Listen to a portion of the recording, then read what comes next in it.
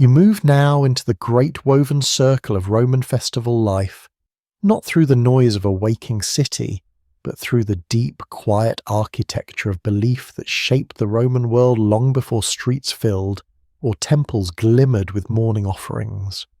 You stand at the edge of a calendar unlike your own, one built not merely to measure days, but to hold memory, myth, and the trembling hope that the gods, if honoured with precision, might keep chaos at bay. Romans did not imagine their festivals as decorations or optional joys. They saw them as the soft, steady heartbeat that secured their world. You feel the pattern before you fully understand it, a cycle stretching from the birth of Rome's legend to the final rituals that punctuated each year with solemn gratitude. The air around you carries a quiet resonance, as if centuries of prayers, chants, and whispered devotion still linger gently. They do not rise suddenly, they drift, unfolding slowly, like the curl of incense smoke in a shaded temple. And you begin to sense why Romans clung to their festival rhythms, why they returned to them again and again with such care, such ceremony, such devotion. The earliest Romans, farmers on rugged hillsides, lived close to the uncertainty of land and weather. Their festivals were first the murmurs of gratitude to the unseen forces shaping their crops, animals, and families. But as villages grew into a kingdom, and a kingdom into a republic, and a republic into an empire, the festival calendar grew with them. Layers of meaning fused like pottery fired again and again, agricultural rites entwined with civic ceremonies, mythic echoes intertwined with legal obligations. Even after Rome changed, the festivals remained, anchoring Romans to something older than any single generation. You move through this imagined calendar, not flipping pages, but drifting along a living current. The first sensation is order, a meticulously organized structure that Romans trusted to guide their year. Each festival occupies a place like a star in a familiar constellation. Some pulse with wild celebration, others with hushed reverence. Some were open to all, while others, as you'll later see, were veiled in secrecy. And yet each one, every feast, every ritual, every offering was believed to help Rome maintain its delicate alignment with divine forces. You breathe in the atmosphere of this ceremonial world, and the calendar begins to feel less like a sequence and more like a landscape, each festival a terrain of its own. Even now, scholars debate the true origins of many of these rites. Historians still argue whether some festivals emerged from deep Italic traditions, or whether they were reshaped under Greek influence. Yet Romans themselves rarely questioned origins. Rituals were powerful because they were old, their age gave them authority, and their repetition ensured that each year folded faithfully into the next. You feel the weight of that repetition, gentle, not oppressive. Each festival offers a moment to pause, to acknowledge the forces shaping life. Some festivals burst with colour, dance, and unrestrained laughter. Others settle into a quiet that draws breath low and slow, allowing participants to feel the gods listening. And as you imagine yourself wandering through this rhythm, you begin to sense how these festivals structured not just time but identity.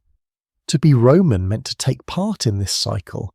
To belong was to step into rituals older than oneself. You move now into the earliest layer, the belief that festivals were agreements, not contracts written in stone, but living exchanges between humans and gods, gifts for protection, offerings for favour, rituals for stability. Romans believed that if these agreements were tended with precision, if fires were kept, if words were spoken correctly, if boundaries were respected, the gods would watch over them. But if neglected, if errors were made, if rituals were misaligned, the gods could grow distant. Festivals, then, were Rome's way of staying in conversation with the divine. A soft wind drifts across your senses, carrying the faint clang of a bronze bell, the subtle rasp of a priest's sandals against temple stone. You follow the sound as if drawn by memory not yet fully formed. You see the pontifices, Rome's sacred officials, recording festival days on wax tablets, ensuring dates align with tradition. You watch as augurs study the sky, searching for signs that the gods approve of what is soon to unfold. There is something almost tender in the meticulous care given to scheduling, correcting, and preserving these ceremonies. Even emperors bowed to the calendar's authority. It spoke with an older voice. You continue through this woven tapestry of time and ritual, feeling how festivals mark transitions. The end of winter, the arrival of spring, the turning of fields, the closing of harvests, the shifting of civic duties, the honouring of ancestral spirits. Even transitions of human life, youth to adulthood, purity to responsibility, had their place in the festival year. Each step in the Roman journey was held by ceremony, never left adrift. You pause, sensing the first of many themes you will encounter across this unfolding narrative: the Roman desire for harmony. Festivals were not escapes from life, they were harmonizations with it. They formed bridges between the earthly and the divine, between the visible city and the unseen forces that Romans felt humming beneath it. Through festival rites they sought equilibrium, not indulgence. Every song, every procession, every offering aimed to balance the scales. The depth of this belief becomes clear as you imagine an entire city adjusting its pace to the calendar. On certain days, courts closed, shops shuttered, public business halted. Even the most powerful officials scaled back their duties. A festival day was not simply free time, it was sacred time, a moment in which everyone, from senators to street vendors, participated in the shared heartbeat of Rome. But festival life was not static, it changed as Rome changed. Some festivals grew more theatrical, influenced by foreign customs. Others faded or evolved as politics shifted. Still others held firm in their oldest forms. Through war, famine, triumph and transformation, the rhythm endured. Romans believed that if the cycle of festivals stayed intact, Rome itself remained intact. You drift through this understanding as if floating over a mosaic floor whose images portray the entire Roman year. Each tile a festival, each festival a story. You see Vesta's sacred flame flickering in its hearth. You see wild, laughing crowds of Saturnalia. You see midnight rites meant to comfort restless spirits. You see youth stepping into adulthood beneath garlands of ivy. You see flowers thrown into the air during Floralia. You see drums pounding during Megalesia, echoing across Rome's Met rooftops. And always, beneath it all, the steady pulse of belief. The calendar does not move quickly. It never did for those who lived it. And so you allow yourself to settle into its pace, slow, deliberate, ceremonial. Time here is circular, not linear. It bends softly, returning always to the same celebrations, inviting you to step deeper with each repetition. You begin to understand why Rome's festivals became so central to its identity. Beyond honouring gods, beyond marking seasons, they created community. They wove together people of different classes, neighbourhoods, and generations. They reminded Romans that they were part of something older, something larger, something sacred. Each festival was a thread, and together the threads formed the tapestry of Rome's spiritual life. And as you exhale softly into this ancient rhythm, you feel the story shifting, preparing to guide you toward the first of the great festivals, the warm glow of Vestalia, where the eternal flame waited, tended by hands sworn to purity and service. The cycle of Roman festival life is only beginning to open before you, each step carrying you further into its ceremonial depth, its tenderness, its mythic roots. The calendar breathes around you, you listen, and you drift forward. You drift now toward the quiet glow promised in the outline, leaving behind the broad sweep of Rome's festival calendar and moving into a single sacred chamber of its heart, a place where fire itself was believed to hold the safety of the entire city. Vestalia begins not with noise, but with stillness. A stillness so deep it feels almost like stepping beneath the surface of a lake. The festival does not burst into life. It hums gently, the way an ember hums in the dark, waiting for breath to shape it into flame. The Temple of Vesta stands before you, round, modest, and unlike any other temple in Rome. It is shaped like a hearth because Romans believed it was one, the hearth of the entire city. Its form echoes the earliest huts of the first Romans, the kind of simple structure where families gathered for warmth and protection. You sense immediately that this place is not defined by grandeur, but by continuity. Age stretches around it like a cloak. The marble may have been replaced over centuries, but the shape, the idea, remained untouched.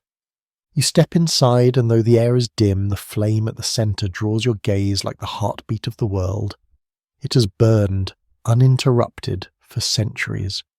Generations of Vestal virgins have tended it, guarding it not as a symbol, but as a literal safeguard. To Romans, the flame was Rome. If it died, the city's fortune dimmed. If it burned, Rome endured.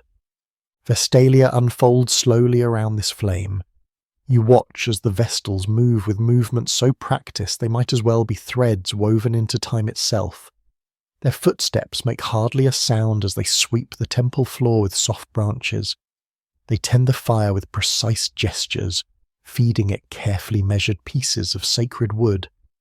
Their white veils blur slightly at the edges of your imagination, like mist shifting beneath lamplight. This festival did not invite wild celebration. Instead, it was a time when Romans approached the idea of home, the warmth, the protection, the nourishment of it. For several days each year, the inner sanctum of Vesta, normally closed to all but the Vestals, opened to women of the city. They stepped quietly inside, bringing offerings of simple foods, often baked goods made from freshly milled flour. Bread, cake, salt, these humble gifts held enormous meaning. In giving them, women honoured the goddess who presided over every hearth in Rome, every kitchen, every family gathering around a meal. You walk beside them in imagination. You notice the soft murmur of prayers, barely audible yet full of longing. Some women hold the edges of their garments close as they move, treating even the air here as something delicate. Others pause near the doorway, unsure whether to cross the threshold of such a sacred space. Even in shared ritual, each person carries her own private memory, her own quiet hope. The Vestals accept the offerings not with ceremony but with serenity. They do not speak loudly, they rarely speak at all. Their presence itself is ritual. Chosen as children, sworn to 30 years of service, they embody an ideal of purity that Romans believed necessary for maintaining the pact between Rome and its gods. You sense the weight of that expectation, but also the dignity within it. Though modern minds may see restriction, the Vestals held unusual power for women of their time, legal independence, political influence, and a reverence unmatched by nearly any other figure in Roman religious life. You watch one Vestal draw water from a sacred spring, carrying it with a reverence usually given to precious metals. This water will be used to cleanse the temple space during the festival, each droplet considered pure enough to touch the hearth of Rome. The movement feels timeless. Scholars still argue whether the earliest rituals came from pastoral practices, ancestral hearth customs, or imported symbolism, but to the participants, origins mattered little. What mattered was continuity, the seamless flow of past into present. The heart of Vestalia lies not only in the temple but in the city beyond it. As the festival progresses, you follow Romans returning home to bake, cook and clean with renewed purpose. The hearth becomes the centre of their attention. Kitchens fill with the scent of warm bread. Simple meals are prepared with care, for Vesta watches over these spaces, not just the temple hearth, but every hearth in Rome. You see mothers teaching daughters how to fold dough, fathers stoking small fires, families gathering to share quiet moments. All of it feels infused with gratitude, with the sense of being held by something larger. During Vestalia, there is also purification. The streets around the temple are swept with unusual diligence. Merchants close their shops earlier. Even the animals sense a shift in the air, moving more slowly as though the city itself breathes more softly. You imagine yourself walking through this atmosphere. It is not silence, but a softened world. Voices lowered, footsteps gentler, movements mindful. The entire city becomes an extension of the sacred hearth. But Vestalia carries a contrasting moment as well. At the festival's end, a solemn ritual unfolds, the cleaning of the temple's inner space. The Vestals remove the sacred sweepings, a mixture of dust and remnants from the hearth area, and carry them through the city. They do not dispose of them carelessly. Instead, they bring them to the Tiber River, releasing them into the flowing water. Here, the old mingles with the eternal. What has served its purpose returns to nature. The festival thus closes with release, with renewal. You follow this procession in your mind. The Vestals walk with measured steps, protected by attendants. Crowds gather at a respectful distance, watching the white-clad figures move like living embodiments of Rome's spiritual continuity. Some Romans bow their heads, others simply stand still, honouring the gravity of the moment. The river glimmers beneath the afternoon light, carrying the sacred sweepings away like memories drifting into deeper currents. Afterward, the temple doors close again. The sanctum returns to its quiet solitude, its flame tended only by the chosen few. But the warmth of the festival lingers in the city's homes. For days families will speak softly of the goddess, of the offerings they made, of the sense of peace that settled over their kitchens. Vestalia, though gentle, leaves a deep imprint. It reminds Romans of their dependence on the simplest of things, bread, fire, family, and of the goddess who embodied that simplicity. As you drift at the edge of the temple once more, you feel the shift of the calendar preparing to move forward. The flame continues to glow, steady and patient. Your path will lead eventually into the joyful inversion of Saturnalia, but for now you allow the warmth of Vesta's hearth to settle within you. A quiet centre, a slow breath, a soft reminder that the rituals of home carry as much power as the rituals of empire. You linger a moment longer in the dim glow, knowing the festival's calm will echo as the narrative moves forward. A thread of warmth woven gently beneath the louder celebrations yet to come. You feel the warmth of Vesta's hearth slowly recede behind you, like a glowing ember held in memory, and the rhythm of the Roman festival calendar carries you forward into a very different kind of celebration, one that does not whisper or tread lightly, but loosens the social knots that usually held Rome so firmly in place. Saturnalia arrives not with reverence but with release. Its spirit is immediately different, as though the very air begins to stretch into something more generous, more forgiving, more playful. You step into a Rome preparing for reversal. Decorations hang across doorways, fresh garlands woven with a care that belies the mischief they will soon frame. Public squares fill with chatter, the kind that rises quickly, as if people cannot keep their excitement contained.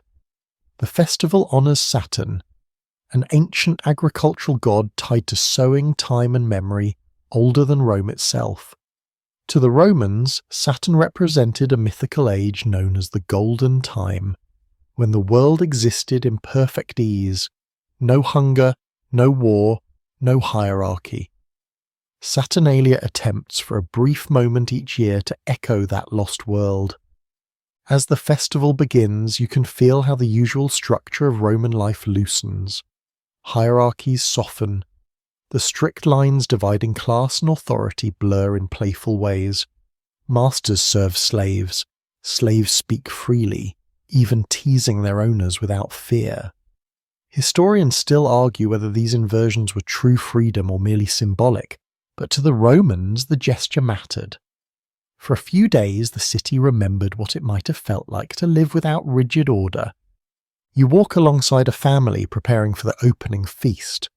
Laughter spills from the courtyard as someone fumbles with the wreath of evergreen, tied awkwardly around a clay statue of Saturn.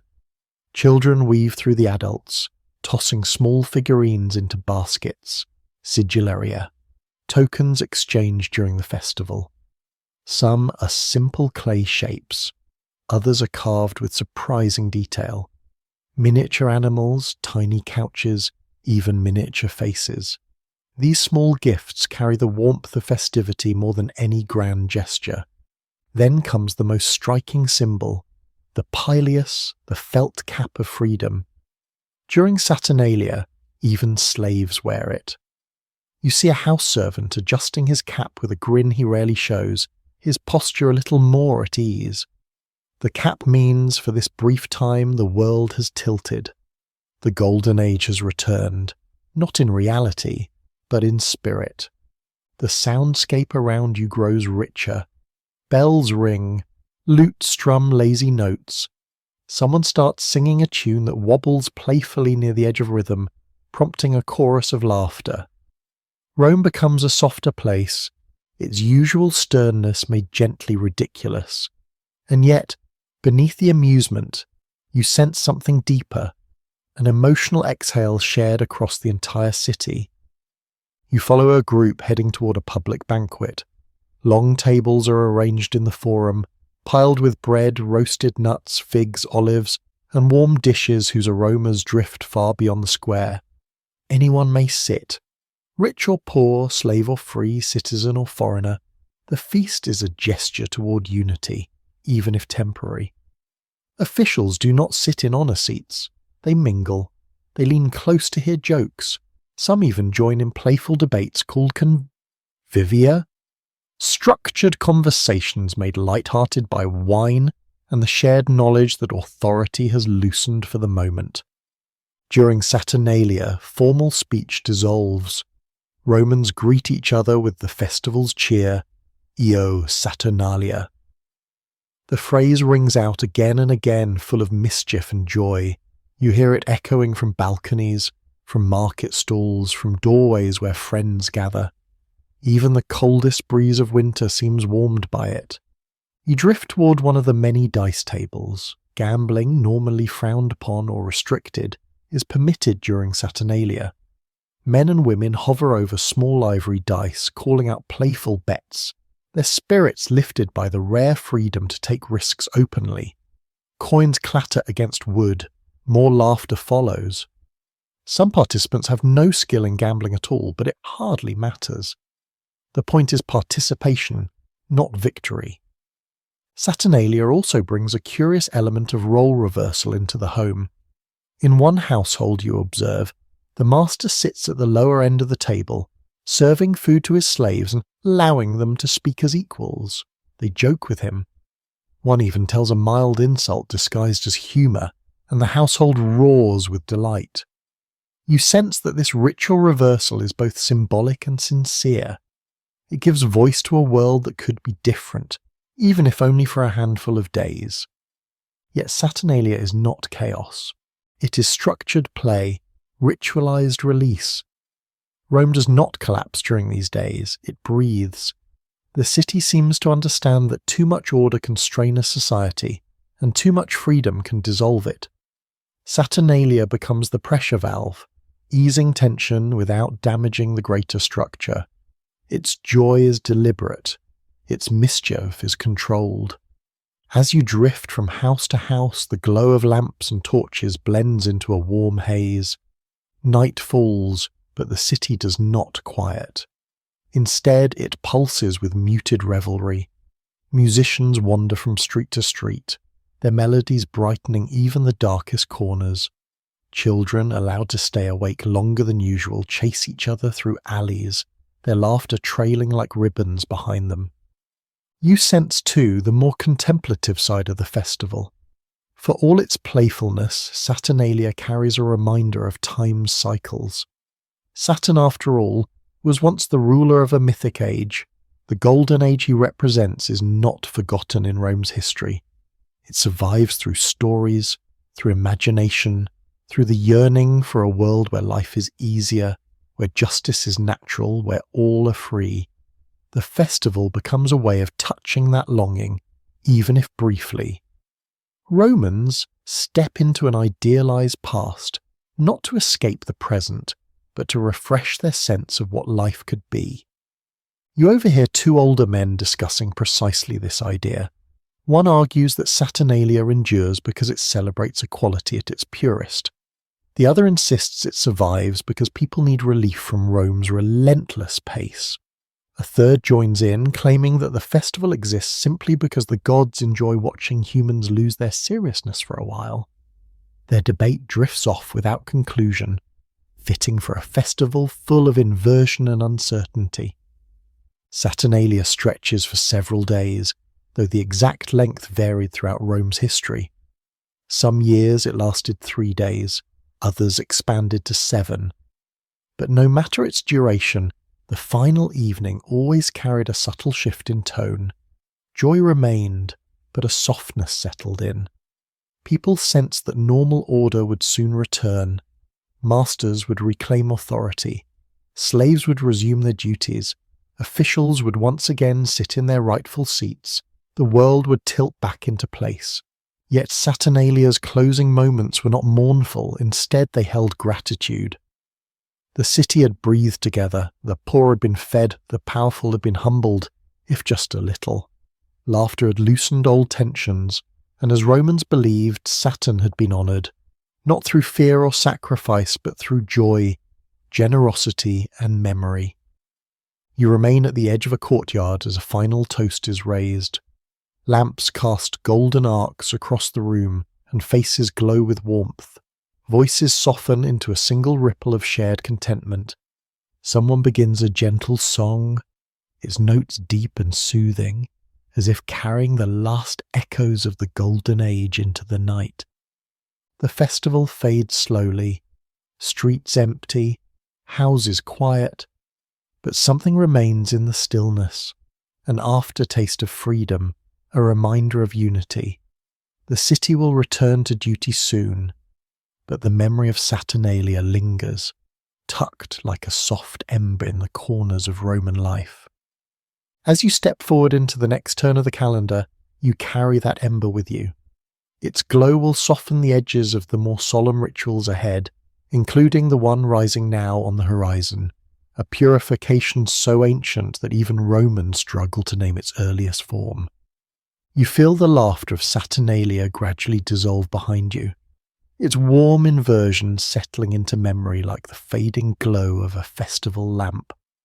The air around you changes, becoming clearer, cooler, almost weightless, as though the city itself wants to cleanse its own breath after days of joyful disorder. The Roman calendar does not linger long in mirth before guiding its people into rituals of renewal, and now you move into one of the oldest, most solemn acts of purification the city performed. The lustrum, the great lustration ceremony. The shift is immediate. Where Saturnalia stretched boundaries, the lustrum gathers them in again. You walk into a Rome preparing to restore its alignment with the sacred, its spirits, and its place in the cosmic order. Even before the ceremony begins, there is a quietness across the forum, a soft awareness in the air that something ancient and immensely important is approaching. This rite does not invite revelry. It invites reflection. In the earliest centuries, the lustrum marked the conclusion of the census, an accounting of Rome's people, property, and obligations. But the census alone was not enough. Numbers and names did not ensure divine favour. The city believed it must be purified, its collective soul washed clean after the burden of 5 years of triumphs, losses, births, deaths, and change.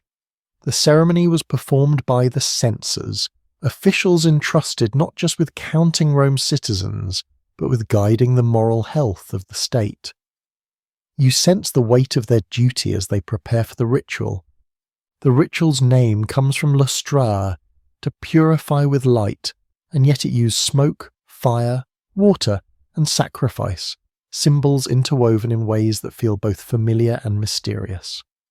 Historians still debate the exact order and meaning of every step, for the lustrum changed with time, evolving as Rome itself evolved. But the essence remained constant, a deliberate cleansing of the community, a sweeping gesture meant to clear the spiritual dust that settled on the city. You drift toward the Field of Mars, an open expanse outside the early city walls, where the ceremony traditionally unfolded. Dawn has not yet broken fully, and the sky hangs in soft shades of blue-grey. People gather at respectful distances, careful not to cross the sacred boundary being prepared by priests. The air is crisp, carrying the faint scent of dew. You sense that the very earth beneath your feet has been chosen for its neutrality, a place outside the daily bustle, closer to sky and wind and open space. The Suavetaurilia, one of the most sacred Roman sacrifices, stands at the centre of the ritual. A pig, a sheep and a bull wait beside the priests, each representing layers of the Roman world, the domestic, the pastoral and the powerful. These animals are not symbols alone, they embody Rome's relationship with land, with sustenance, with strength. Their presence reminds everyone watching that purification is not abstract. It is physical, grounded, part of life's cycles. Before anything begins, the augurs lift their staffs toward the sky, watching for signs. Birds, clouds, the movement of air. Rome never performed sacred acts without first consulting the heavens. Everything must be aligned, human intention, divine willingness, natural order. Only when the augurs nod, satisfied that the gods approve, does the ceremony shift.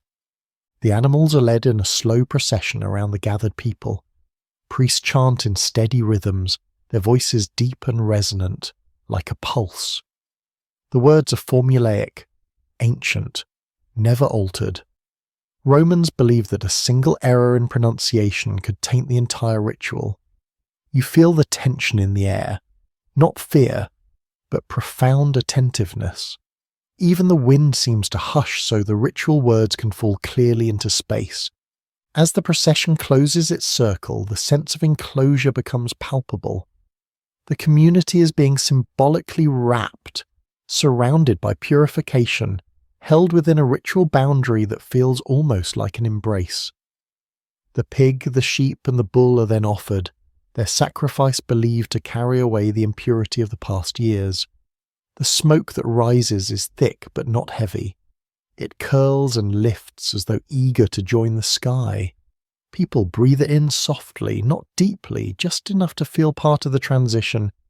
You watch children trying to stand on tiptoe to see the flames better, their small hands gripping their mother's robes. They do not fully understand the meaning of what unfolds before them, but they understand the stillness, the reverence. Roman life taught these rhythms early: celebration, inversion, purification, renewal. Each had its place, each shaped the heart long before understanding shaped the mind. As the smoke rises, the chants shift into gentler tones. The priests sprinkle water mixed with salt and herbs, casting droplets outward so they drift across the gathered crowd. The droplets catch the early light, revealing tiny sparks of brightness against the dim morning. Some Romans close their eyes as the water touches them, letting the blessing settle. Others bow slightly. A few stand perfectly still as though daring not to disturb the sacred air. The censors then make their final declarations, affirming the census, acknowledging the completion of the cycle, declaring Rome renewed in the eyes of gods and people alike. Their voices carry authority but also humility. They speak not as rulers but as servants of tradition, guardians of a trust older than the Republic itself. Once the formalities end, an unusual quiet lingers. The crowd does not immediately break apart. Instead, people remain where they stand, absorbing the ceremony's weight. The wind shifts gently, carrying away the last trails of smoke. Even the colour of the sky seems brighter, washed clean like the hearts of those who witnessed the rite. You walk among them as they slowly begin to disperse. Some discuss the ceremony's finer points, the precision of the chants, the alignment of omens, the beauty of the rising smoke. Others speak of family, of hopes for the next 5 years, of challenges they pray the gods will ease. A few walk silently, lost in thoughts they do not share. Purification affects each person differently. The lustrum does not end with a feast or a celebration, it ends with a feeling, one Rome relied on deeply. Not joy, not relief, but clarity. A readiness to begin again. The festival resets the spiritual ledger of the city. It marks the completion of a chapter, the start of another. Through it, Rome remembers that survival is not only physical, not only political, but spiritual. A city must cleanse itself if it wishes to remain whole. As you drift from the field of Mars, you feel that clarity settling into the narrative as well. The exuberance of Saturnalia has quieted. The solemnity of purification has softened the world, making space for what comes next. Ahead of you, another festival waits, one far more colourful, lively and unpredictable. Floralia, with its blossoms and laughter, stands on the horizon, ready to burst into bloom the moment the calendar turns again. But for now you linger in the aftertaste of the lustrum, where the last curls of smoke fade into the sky, carrying with them 5 years' worth of weariness, leaving the city lighter, steadier, renewed. You feel the solemn clarity of the lustrum slowly lift like mist rising from the field of Mars, and as it thins, a new kind of air greets you, warm, fragrant, unexpectedly playful. Rome's calendar shifts once more, and this time it draws you toward colour, movement and joy born not of inversion like Saturnalia, but of nature herself bursting open. Floralia begins not with quiet preparation, but with a soft tremor of anticipation, like petals trembling before unfurling. You drift into a Rome ready to celebrate Flora, the goddess of flowers, blossoms, and the fertile vitality of spring. Unlike many older, heavier rites, Floralia carries a sense that life itself has stepped forward to dance. The festival arrives near the end of April, when winter's memory grows faint and the hills around the city blush with the first wildflowers. You can feel it in the air, a lightness, a brightness, a gentle rising energy. At dawn on the first day, flower sellers fill the streets long before most Romans awaken. Their baskets overflow, poppies, violets, roses, lilies, garlands woven from new buds still glistening with dew. The city transforms as they scatter blossoms over stones and thresholds. You walk through this soft mosaic underfoot, petals brushing your ankles, each one a tiny whisper of Flora's presence. This festival, unlike the structured ceremony of purification, moves like a breeze through Rome, quick, joyous, unpredictable. People laugh more easily. Children gather fistfuls of petals only to send them swirling through the air. Even older Romans, who typically keep their dignity firmly in place, seem unable to resist the festival's charm. A grandmother pauses on her doorstep, smiling, as a child tucks a daisy behind her ear. A merchant closes his stall early so he can join the entertainments promised in the forum. Floralia gives permission to loosen the edges of one's mood, to step lightly. You make your way toward the theatre, where Floralia's performances form the heart of its public celebration. Seats fill quickly. Some Romans arrive wearing bright colours, something uncommon in daily life. And it is said that for this festival more vivid clothing is encouraged, as though the people themselves are meant to bloom. You notice a cluster of young women wearing wreaths woven from fresh branches, their laughter bright as birdsong. The performances begin not with speeches or solemn introductions, but with bursts of movement.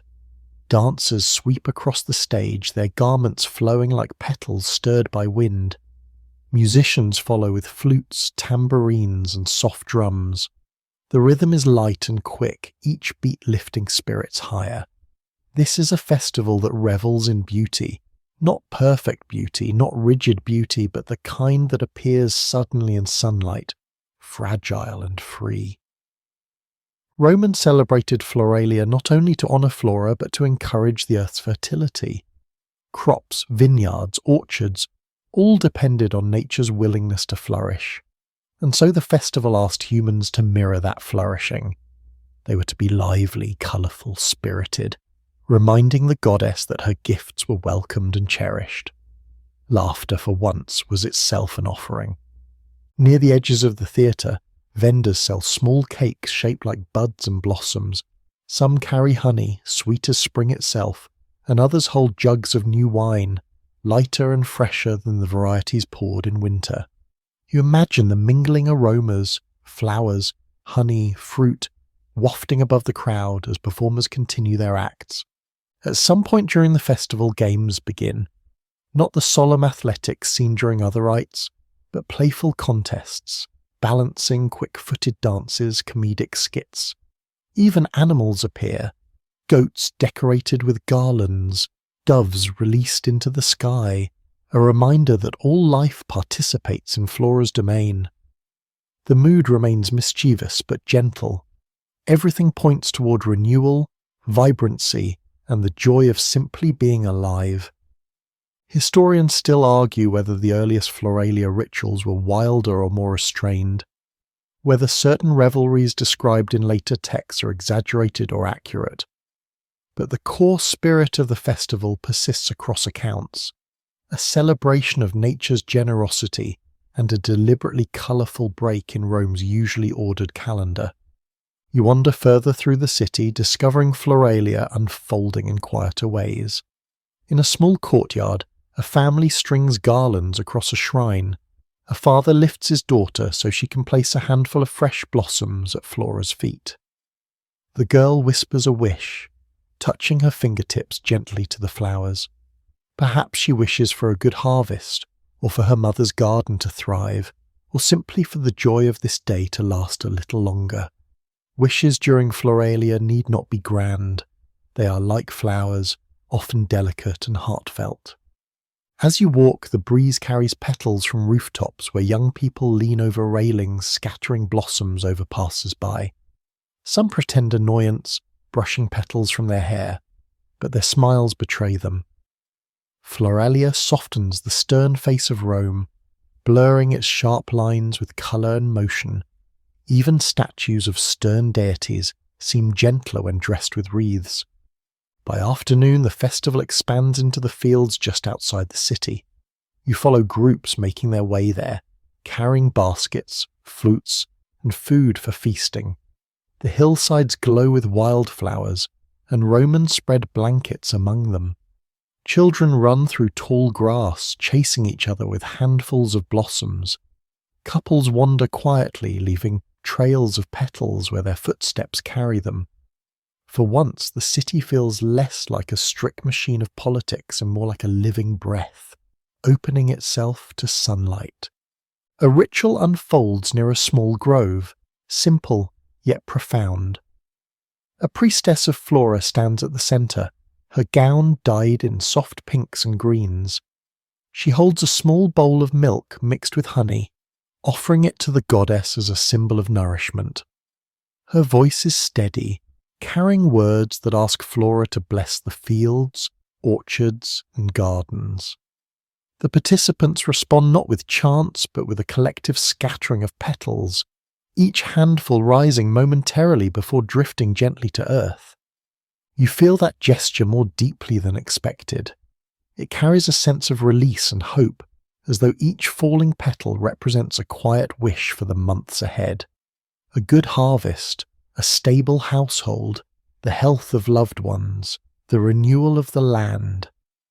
Floralia reminds everyone that the world does not flourish by effort alone, but through harmony between humans, nature, and the divine. As evening approaches, the city glows into soft tones of gold and pink. Lamps begin to flicker to life, their flames dancing in the warm spring air. Festivities continue, but now they carry a gentler rhythm. Musicians gather again, playing melodies that drift like pollen through the dusk. People sit together on steps and thresholds, sharing bread, fruit, and wine. Children grow sleepy, their hands still stained with the colours of crushed petals. You walk through the streets, noticing how the scent of flowers lingers everywhere, in baskets, in hair, in the folds of clothing. The goddess has been honoured not with grand monuments, but with living colour, laughter, and the simple act of allowing joy to bloom. For Rome, a city often defined by discipline and order, Floralia is a moment of surrender to softness, and as the last performances fade and the final petals are thrown, a sense of gentle completeness settles over the festival. Flora's work will continue unseen in the budding fields, but for now the people rest in the glow of what they've celebrated. The night becomes quiet, almost tender. You drift onward, the fragrance of blossom still clinging to your imagination, guiding you toward a festival far darker in tone, one that trades colour for shadow, joy for solemnity. Ahead lies Lemuria, where the living seek to soothe the unsettled dead. But before you step into that midnight world, you carry with you the brightness of Floralia, a reminder that even in ritual Rome held room for beauty. You feel the last colours of Floralia drifting away, the petals settling softly behind you as the air cools, deepens, and shifts into something altogether different. Rome's festival calendar turns now from brightness to shadow, from blossoms scattered freely in daylight to careful rituals performed in silence at night. You step into a realm where the living acknowledge the quiet presence of those who came before them, some cherished, some forgotten, some restless. The festival of Lemuria begins, and with it comes a hush so total that even your breath seems to soften. Lemuria unfolds in the depth of night, when the city's usual noise dims and only the faint echo of distant footsteps remains. Romans believed that during these nights the spirits of the dead, especially those who had not been properly honoured or who carried unfinished burdens, walked invisibly among the living, not in malice, but in longing. They were lairs lost in their quiet hunger, ghosts needing recognition. And so the living performed rituals meant to soothe them, to guide them away, to restore peace between worlds. You drift into a Roman household just before midnight. Lamps burn low, casting long shadows across the walls.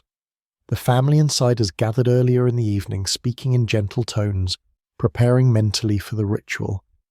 But now the hour approaches.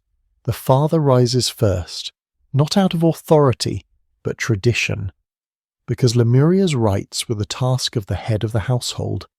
He moves quietly toward the doorframe, his bare feet touching the cool stone floor. The night breathes against him, cool and watchful. Outside, the street is nearly empty. Doors remain shut, windows are darkened. Rome appears to be holding its breath. Even stray dogs, usually roaming freely, seem to sense the subtle tension and move more cautiously. You walk alongside the man as he steps into the threshold of his home. He does not speak at first. He stands beneath the soft moonlight, letting the calm settle.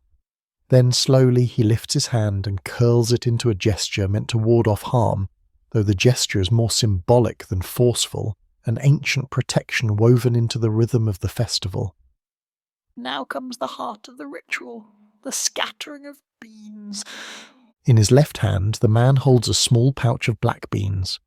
Romans believed these beans had the power to draw spirits, to tempt them away, to satisfy something deep within their longing. He steps forward into the courtyard and begins to cast them behind him one by one. Each bean arcs through the air before landing softly on the ground.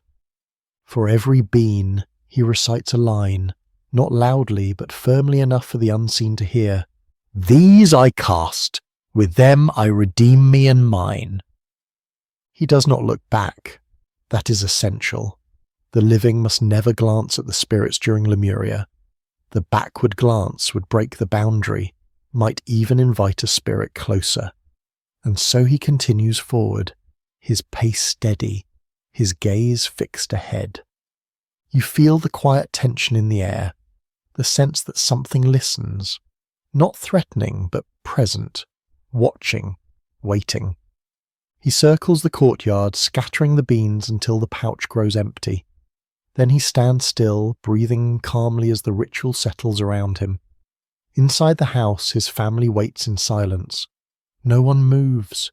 Even children stay awake, eyes wide in the darkness, learning the rhythm of this ancient rite that binds generations together.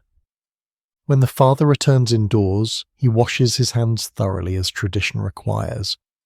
The water is cool, cleansing not only the skin but the invisible threads that connect him to the ritual.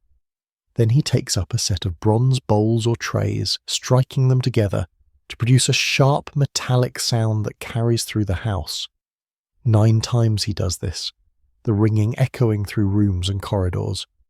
"Ghosts of my fathers, go forth," he calls, the words firm but respectful. This command, repeated in other households across the city, is not harsh.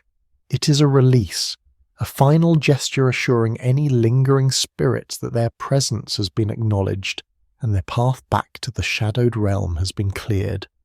Only then does the family allow itself to breathe normally again. Lamps are extinguished slowly, doors are closed, night resumes its usual quiet.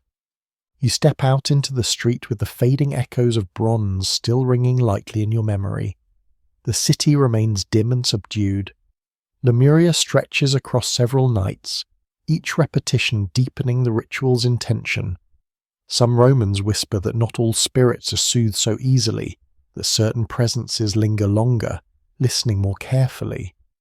Historians still argue whether Lemuria's origins lay in ancestral worship and purification rites, or even in something older and more primal, an instinctive human need to acknowledge the unseen. But for the Romans performing it, Lemuria was a simple truth of the world. The living and the dead coexisted at the boundary, and ritual kept the balance.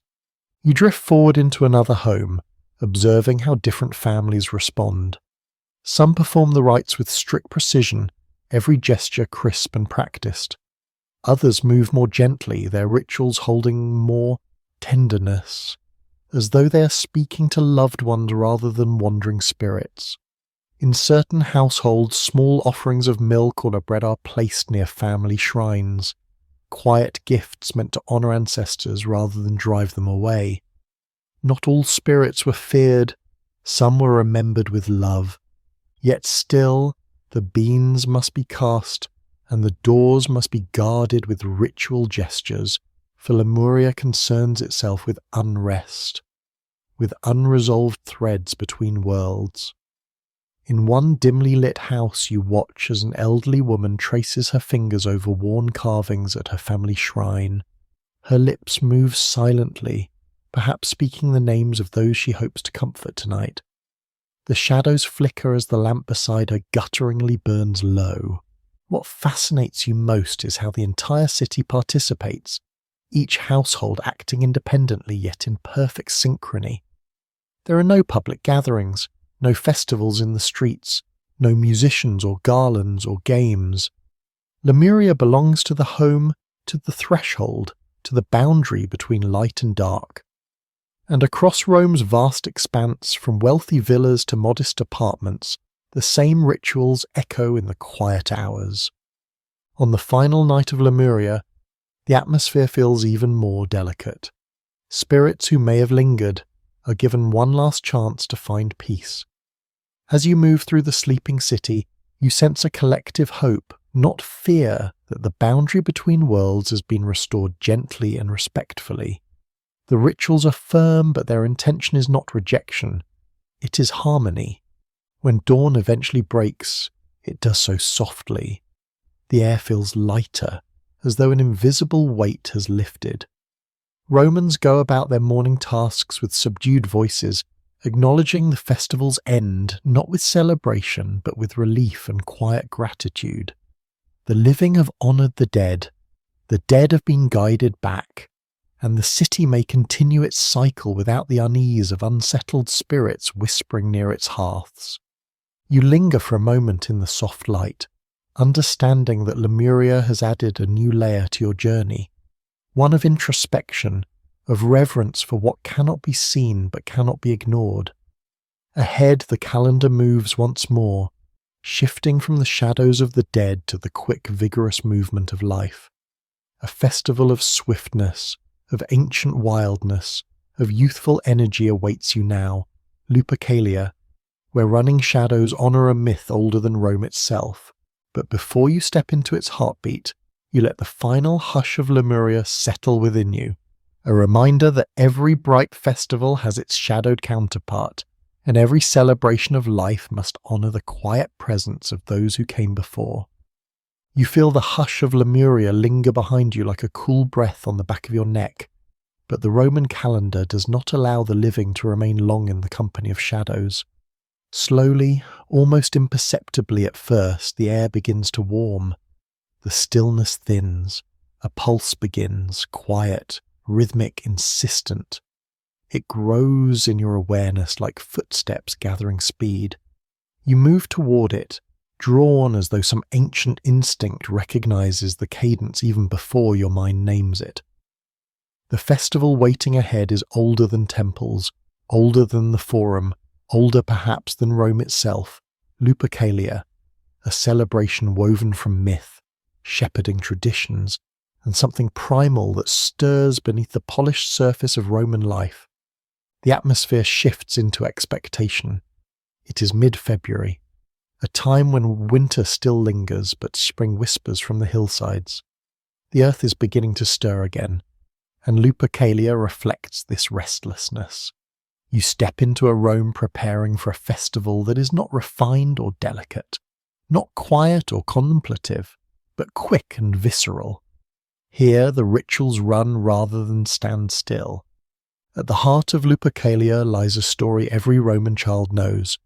Twin infants abandoned, a she-wolf discovering them in a cave, her milk keeping them alive until shepherds found and raised them.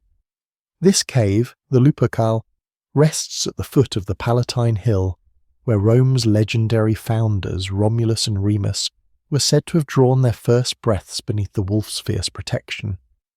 Whether the tale reflects history or myth is something historians still debate. But to the Romans, the location is sacred. It breathes with the memory of beginnings. You drift now toward that ancient cave, following a small group of priests known as the Luperci, the wolf men. They are young, chosen, and marked for the ritual. Their garments are simple. Some wear only loincloths made from the skin of a sacrificed goat. Others hold thongs cut from the same hide.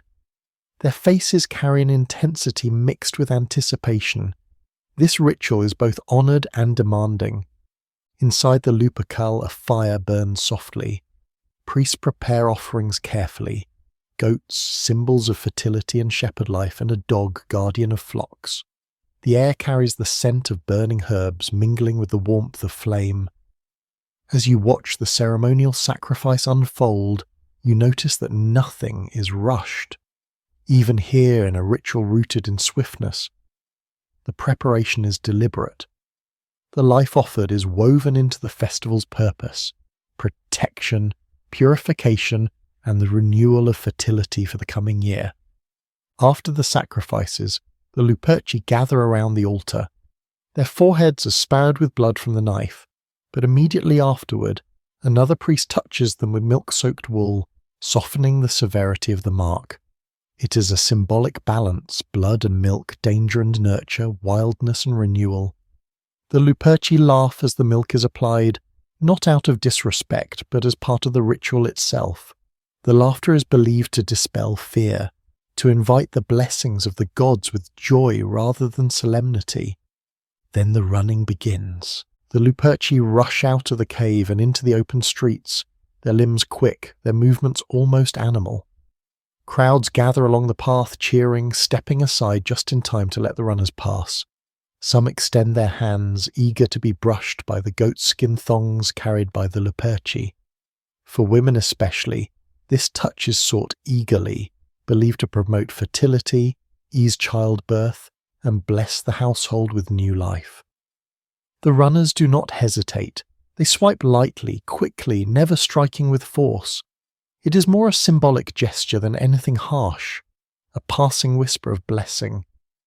You follow the runners as they weave through the Palatine and into the Forum, their laughter echoing between stone columns. They move not with aggression, but with vitality, as though the ritual allows them to tap into a youthful energy that Rome usually channels into disciplined duty. For this day, the city accepts the wild pace of its youth, embraces movement that feels older than empire, movement that might once have belonged to shepherd boys racing across open fields. The rhythm of their footsteps becomes the heartbeat of the festival. Thump, thump, quick, steady, primal. People cheer for them, reaching out laughing as they narrowly avoid collisions. The Luperci do not pause, they do not slow. They run because running itself is the ritual, the offering, the reenactment of a mythic past when protection came not from marble walls but from speed, instinct and courage. Some Romans, especially those of philosophical temperament, watch with a mix of amusement and curiosity. The festival is unusual among the structured ceremonies of Rome. It is spontaneous yet patterned, wild yet deeply traditional. Historians even in antiquity debated its origins. Was it a shepherd's rite, a purification, a commemoration of the she-wolf, a ritual ensuring fertility for fields and wives, or something older still, passed through countless generations of Italy's earliest inhabitants? No single explanation satisfies all scholars, and perhaps none needs to. Lupercalia survives not because it is understood, but because it is felt. As the runners pass a group of young women, one girl steps slightly forward, her smile nervous but eager. A Lupercus touches her hand with the goatskin thong, and she laughs with relief afterward, her friends teasing her gently. Perhaps she hopes for a child in the coming year. Perhaps she simply trusts the ritual as part of Rome's rhythm. In either case, the touch holds meaning far beyond the physical. Further along the route, you find older women observing quietly, some remembering the times they stood closer to the runners, others simply watching with satisfaction as traditions repeat. Rituals that bless fertility are not meant only for youth. They connect generations, weaving hope into the fabric of the city. In every touch, every swift movement, a blessing is passed forward. The Luperci eventually return to the base of the Palatine Hill, slowing gradually as their task concludes. Sweat glistens on their skin, dust clings to their feet, and their breath comes in quick bursts. But their expressions carry pride, not boastful, but grounded in the knowledge that they have participated in something deeply ancient. They gather once more at the Lupercal, offering a final gesture of thanks to the gods who oversaw the ritual, Lupercus, Faunus, and perhaps Mars, depending on which tradition one follows. As the sun rises higher, the festival's intensity softens. Families return to their homes. Merchants reopen their stalls. The city resumes its daily rhythm, though the charged energy of Lupercalia still hums beneath the surface. You sense how the ritual has shaken loose the last clinging remnants of winter, making space for spring and for all the life that comes with it. Walking through the streets now, you notice conversations unfolding. People discuss the runner's speed, the blessings received, the laughter shared. Some speak of upcoming marriages, others of planting seasons soon to begin. Lupercalia touches both personal and agricultural life, linking the fertility of families to the fertility of fields. It reminds Romans that life renews itself only through motion, swift, vibrant, unstoppable. And beneath all this, you feel another layer, the connection to Rome's origin story. By retracing the steps of the Luperci, Romans reaffirm the tale of Romulus and Remus, of survival against odds, of divine care embodied by the she-wolf. Lupercalia is not just a blessing for the future, but a remembrance of beginnings, wild, vulnerable, miraculous. As the day wears on, the city gradually returns to measured pace, yet you can still feel the echo of running footsteps fading slowly into the cobblestones. Their rhythm stays with you as the festival calendar pulls you onward, toward a gentler celebration of nourishment and gratitude. Ahead lies Saturnalia, where the goddess Ceres welcomes Romans into a ritual shaped not by speed, but by sustenance, the grain blessing that feeds the city's very life. But for this moment, you let the remnants of Lupercalia settle around you. The swift breath, the bright laughter, the ancient pulse that reminds you that before Rome built its walls, it ran wild beneath the open sky. You feel the echo of running footsteps gradually fade behind you, their wild rhythm softening into a steadier pulse as the Roman calendar shifts once more, not toward frenzy or shadow this time, but toward nourishment, gratitude, and the gentle hum of daily life sustained. The vivid energy of Lupercalia quiets into something warmer, slower, deeply rooted in the soil and the grain that fed an empire. You move now into Saturnalia, the festival of Ceres, where Rome pauses to honour the goddess who guarded its harvests, its bread, and the fragile thread linking human life to the land. From the moment the festival begins, a different atmosphere enfolds the city. Gone is the swift, primal urgency of running youths. In its place rises the earthy comfort of tilled fields, warm loaves, and communities gathered with shared purpose. Saturnalia is not a loud festival, yet its significance is enormous. Grain was the heartbeat of Rome. Without it there was no bread, no stability, no survival, and so honouring Ceres was not merely ritual, it was necessity, gratitude, and hope intertwined. You drift first toward the Aventine Hill, where Ceres' temple stands. Its steps are filled with farmers, mothers, millers, bakers, and magistrates alike, all carrying small offerings, handfuls of grain, loaves shaped with careful patterns, wreaths woven from wheat stalks. The temple feels alive with movement as people arrive in waves, ascending the stairs with quiet reverence. Ceres is not a distant, aloof goddess. She is maternal, protective, deeply connected to the rhythms of ordinary life. Approaching her temple feels less like entering sacred abstraction and more like stepping into a warm household, one that shelters all of Rome. Inside, priests prepare the sacred implements for the festival. Bronze and clay vessels filled with grain shine softly in the filtered morning light. Incense curls upward, slow and fragrant, carrying the scent of herbs from the surrounding countryside. The rituals begin with prayers that flow not in thunderous chants but in steady, nurturing tones. Words honouring the soil, the harvest, the cycles of growth and rest. Words acknowledging that Rome's greatness, for all its armies and triumphs, rests fundamentally on the humblest of gifts: food. You see farmers from the outskirts of the city standing together, their garments still smelling faintly of earth. They bow their heads, listening with genuine humility. Their hands are calloused, their expressions weathered, yet here they are honoured. Their labour, often overlooked, becomes sacred during Saturnalia. The goddess they worship understands toil, hunger, hope. They know her not through myth alone, but through the soil under their fingernails. The rituals inside the temple continue as Vestal attendants mix offerings of grain with salt, pouring them carefully into the sacred fire. The flames leap gently in response, casting golden light across the stone floor. You watch as a mother and daughter approach the altar, laying a small loaf beside a bowl of barley. The daughter whispers a wish, something private, soft, and you see the mother rest her hand on the girl's back in a gesture full of tenderness. Saturnalia invites such intimate gestures. It is a festival of family as much as of fields. Outside, the city prepares for one of the festival's most curious and beloved traditions, the releasing of foxes. You follow the gathering crowd to the Circus Maximus, where festival games and rituals often unfold.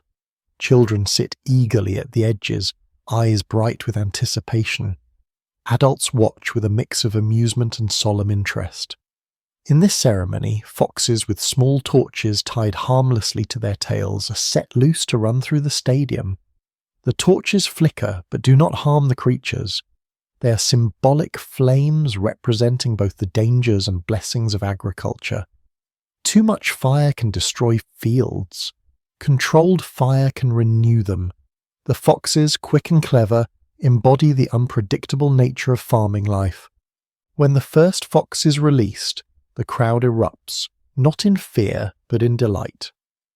The animal darts across the arena, its movements fluid and unpredictable, the small flame trailing like a swift ribbon of light.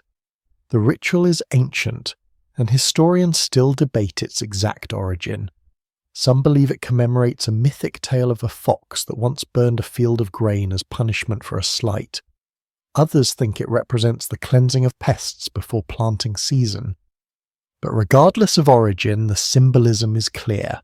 Fire, wildness, and nature must be respected, understood, appeased. As the foxes run, you feel the city's attention sharpen. The spectacle is playful yet meaningful. It reminds Romans that agriculture requires not just labour but luck, not just knowledge but humility before forces they cannot control. When the ritual ends, the crowd spills back into the streets, where vendors sell warm bread shaped into spirals and knots, symbolising the weaving of stalks in the fields. You taste the aroma in your imagination, fresh, earthy, comforting. Bakers display loaves so artfully patterned they resemble braided grain. Mothers purchase small pastries for their children. Farmers trade stories of seasons past, discussing rainfall, soil, and omens seen in the behaviour of birds. You walk with a group heading toward the Tiber River, carrying baskets filled with first fruits of their stored grain. They scatter some of it along the riverbank as an offering to Ceres, letting the wind carry the lighter chaff. The water glimmers, catching the sunlight as grains drift into its current. Rome's survival depended on strong harvests. This offering is both gesture and plea. The festival contains moments of solemnity too. You find yourself drawn toward a quiet procession of women making their way to a small shrine dedicated to Ceres' daughter, Proserpina. Their garments are simple, their faces thoughtful. They carry small lamps, symbols of Proserpina's descent into the underworld and return to the living world, an allegory for the cycle of dying seeds and spring's rebirth. Some women whisper prayers for their children, their families, their health. The myth of Ceres and Proserpina is one of the most tender in Roman lore, a story of separation, longing, reunion, and the power of maternal love to restore the world. As the procession ends, soft singing rises. The melody carries through the streets, drifting over rooftops, settling into the stones. It is a lullaby of gratitude, acknowledging the goddess who turns soil into sustenance.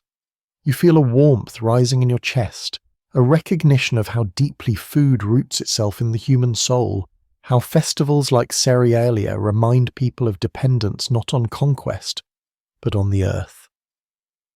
By late afternoon, the city is alive with small celebrations. Families eat together in courtyards, friends gather in gardens, sharing bread, fruit, and stories. Children chase each other with wheat stalks, weaving them into crowns. Farmers display their hardiest grains, exchanging seeds with neighbours. There is no grand spectacle, no dramatic moment. Saturnalia lives in warmth, in community, in the everyday rituals that sustain Rome more profoundly than any triumphal parade. As evening draws near, lamps glow in doorways, their light soft and golden. A quiet peace settles over the city, Contentment, not excitement. Gratitude, not frenzy. People feel reassured, comforted. The goddess has been honoured. The harvest will come, the grain will grow, Rome will eat, families will flourish. You take one last look at the Temple of Ceres as dusk descends. The door is open, the interior glowing with the light of the sacred fire. A priestess stands beside the altar, her hands resting gently on a bowl of grain. Her expression is serene, timeless. She embodies the heart of Saturnalia: patience, nourishment, resilience. And as you move away from the temple, you feel the narrative gathering momentum once more, carrying you toward a festival where purification meets celebration. Perilia, the shepherd's rite, and the city's birthday rolled into one. But for now, you allow the warmth of Saturnalia to settle within you, a reminder that even an empire begins and survives with the simple blessing of bread. You carry the warm, nourishing echo of Saturnalia with you as the Roman calendar turns again. But this time the shift feels like stepping into a memory older than Rome's temples, older even than the city itself. The air brightens with a crisp pastoral clarity, something open, something belonging to early shepherd life before marble forums and senate debates existed. You feel the earth beneath your feet change, softer, wilder, scented faintly with smoke and wool. You are being guided toward Perilia, the ancient shepherd's festival that over centuries grew into one of Rome's most cherished days, the celebration of the city's own birthday. Perilia belongs partly to the land and partly to legend. Long before Rome rose as an empire, shepherds across the Italian hills honoured Pales, the protector of flocks and fields. The festival asked for purification, health, and the safety of animals whose lives sustained their communities. You imagine those early rituals performed beneath the open sky, near flickering fires, where the boundary between human and nature felt thin. Over time, Romans wove that ancient rural rite into their own identity, linking it with the mythic founding of Rome. And so, every year on the 21st of April, Perilia became more than a shepherd's festival. It became the moment Rome commemorated its birth. You feel the anticipation as dawn approaches. The city still lies in a soft half-light, but already smoke curls gently above rooftops as priests and common families prepare their purification fires. These flames are not meant to burn fiercely. They glow with a steady, welcoming warmth. The ritual begins early, when shepherds, farmers, and even city dwellers gather handfuls of straw, olive branches, and laurel to create small pyres. These are placed in carefully arranged lines, 3 in a row, forming gates of flame. You walk toward the first of these fire gates, feeling a subtle excitement in the air. The flames crackle softly, their warmth brushing your skin. Shepherds lead their flocks, sheep, goats, toward the fires. Each animal hesitates only briefly before stepping through, encouraged by steady hands and murmured reassurances. Purification by fire does not harm them. The flames are low, the heat gentle.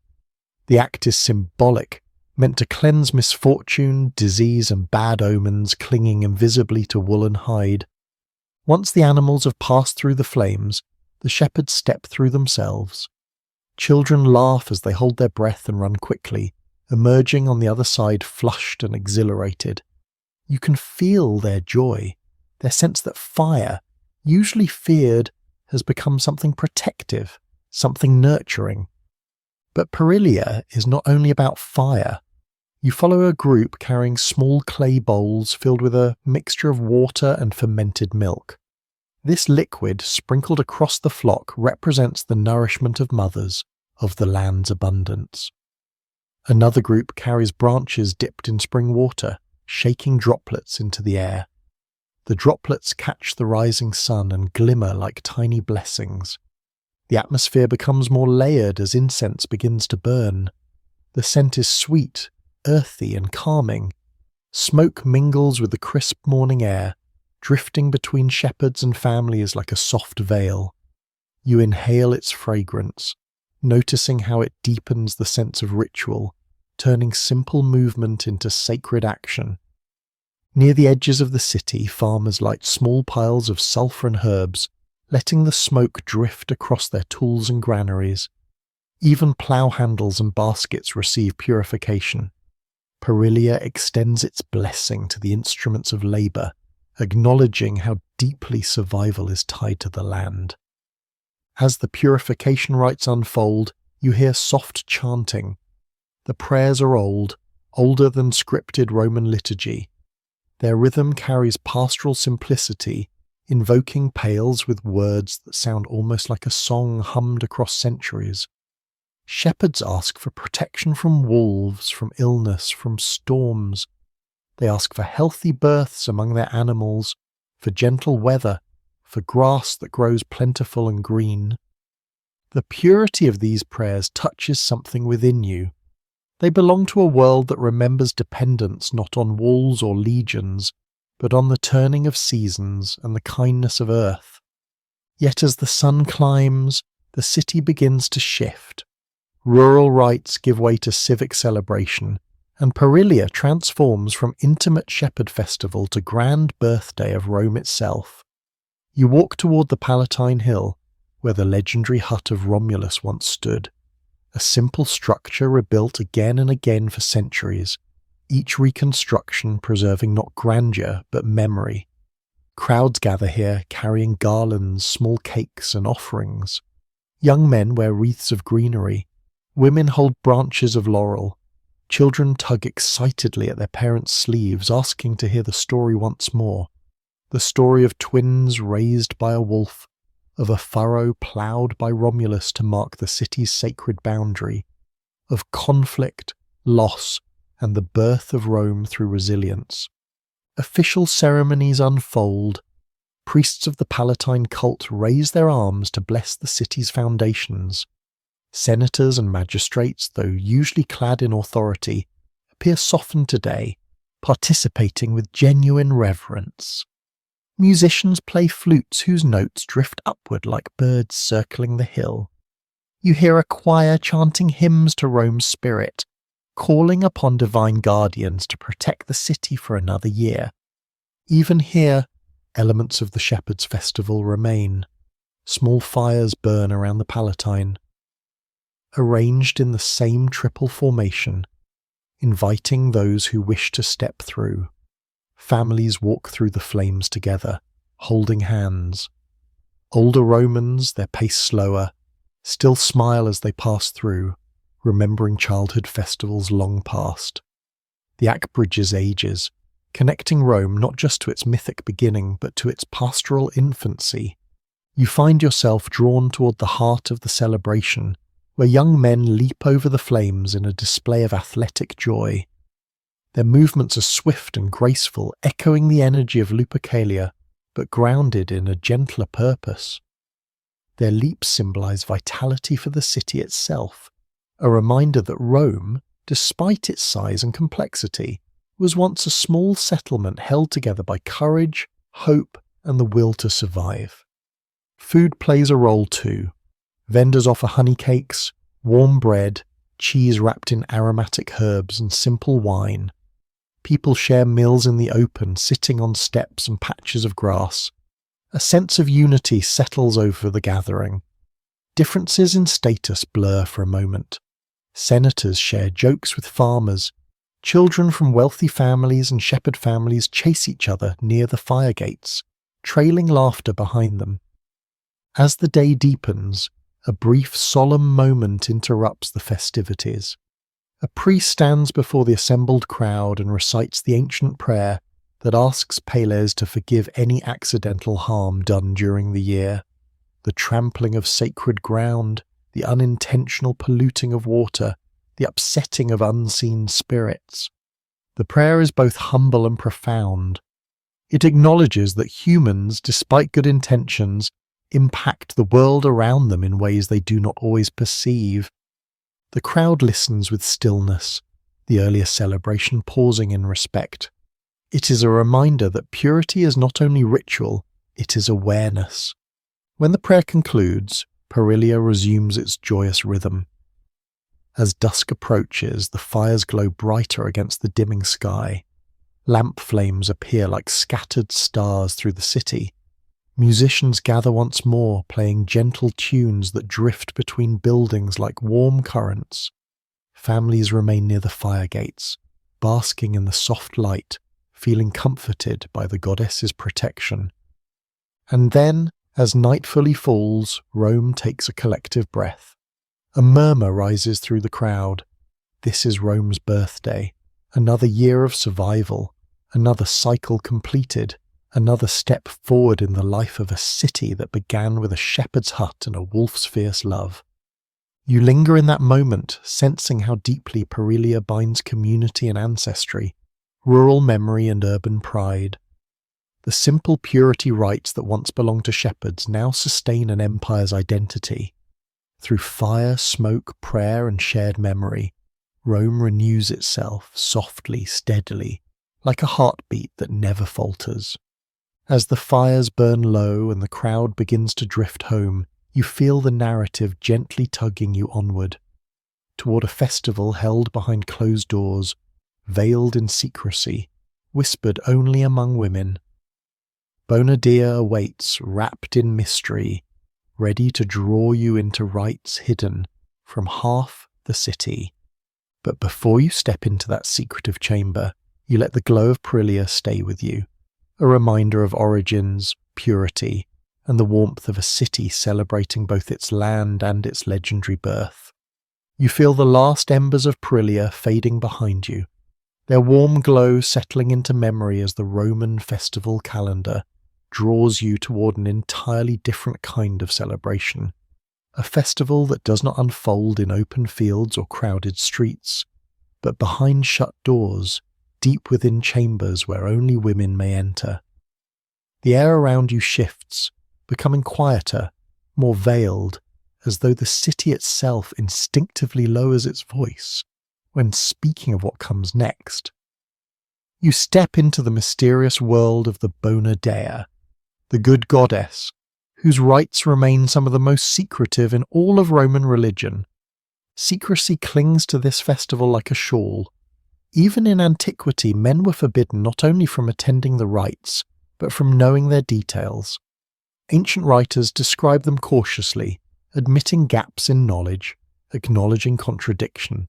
Historians still argue whether the rituals centered on fertility, healing, protection, or something more esoteric. Yet one truth remains constant. The rites of Bona Dea formed a sacred space for women alone, free from male authority, male presence, and male scrutiny. Nothing else in Rome resembled it. You drift through the streets at twilight, noting how the atmosphere becomes subtly altered. Lamps are lit, but certain doorways remain deliberately closed. Women move quietly through alleyways carrying baskets draped in cloth so their contents remain unseen.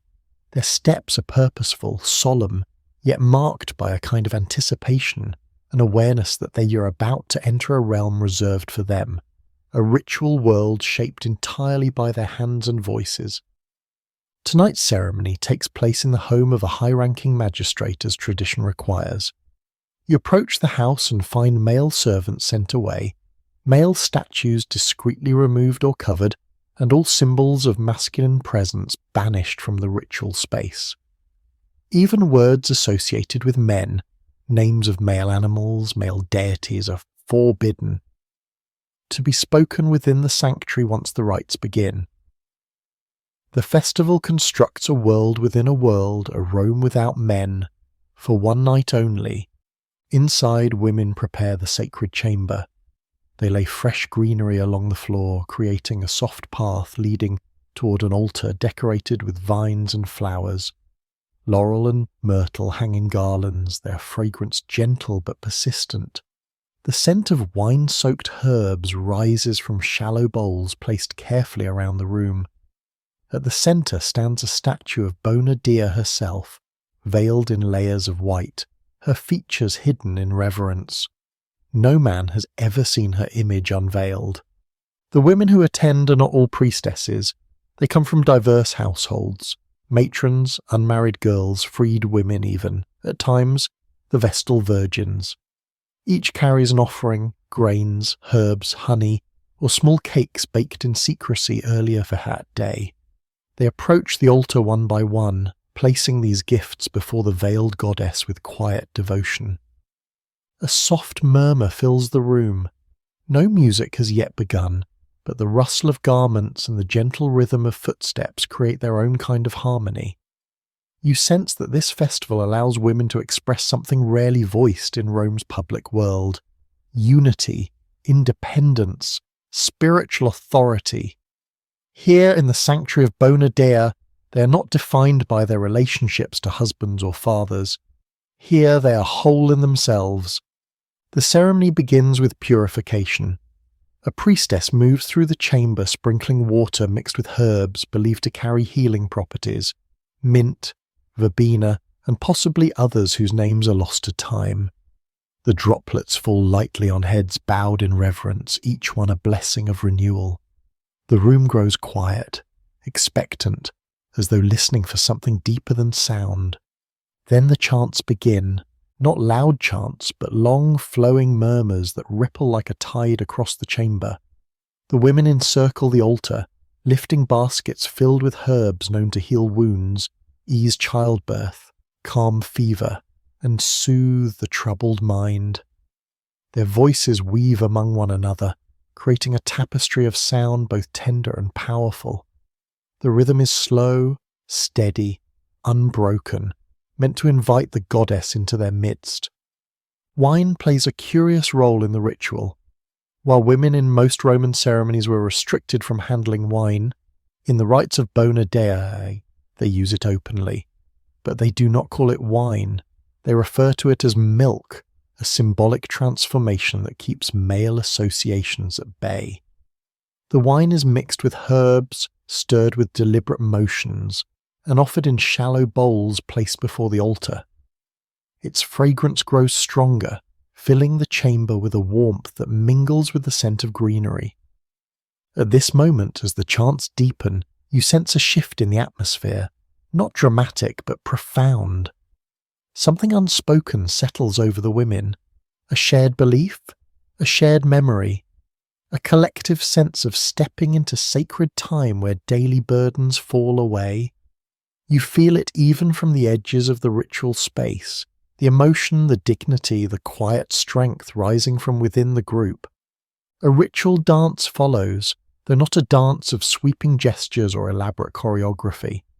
Instead, the women move in a circling pattern around the altar, their steps soft, almost like a heartbeat. The dance expresses continuity, the cycles of nature, the ongoing renewal of women's lives as daughters, sisters, mothers, midwives, caretakers of the household. You begin to understand that while other Roman festivals often emphasize civic duty or mythic reenactment, the rites of Bona Dea speak to lived experience, the rhythms of care, healing, birth, and resilience. Some women step forward to offer private prayers. You feel the intimacy of these moments, the sincerity in their whispered requests. A mother prays for the safe birth of her child. Another prays for the recovery of an ailing sister. A young girl prays for courage as she approaches marriage. These personal hopes merge into the collective ritual, reminding you that festivals are not only for gods, they are for the human heart. Then comes one of the most mysterious parts of the ceremony. A serpent, symbol of healing and rebirth, may be invoked or represented, though whether a live snake was ever present remains debated. Some ancient sources suggest the goddess herself was connected to serpents, their shedding of skin symbolizing renewal. Whether literal or symbolic, the image carries weight, life renewing itself through change. The chanting swells gently, then softens. The dance slows. Women gather closer to the altar. A priestess raises her hands over the offerings of herbs and wine, whispering an invocation lost to time but felt nonetheless in the stillness that follows. For a moment, everything stops. Breath, thought, movement. You sense that this is the heart of the ritual, the moment when women believe the goddess listens most closely. When the silence breaks, it does so softly. A wave of releases, sighs, faint smiles. The ceremonial tension dissolves into peaceful warmth.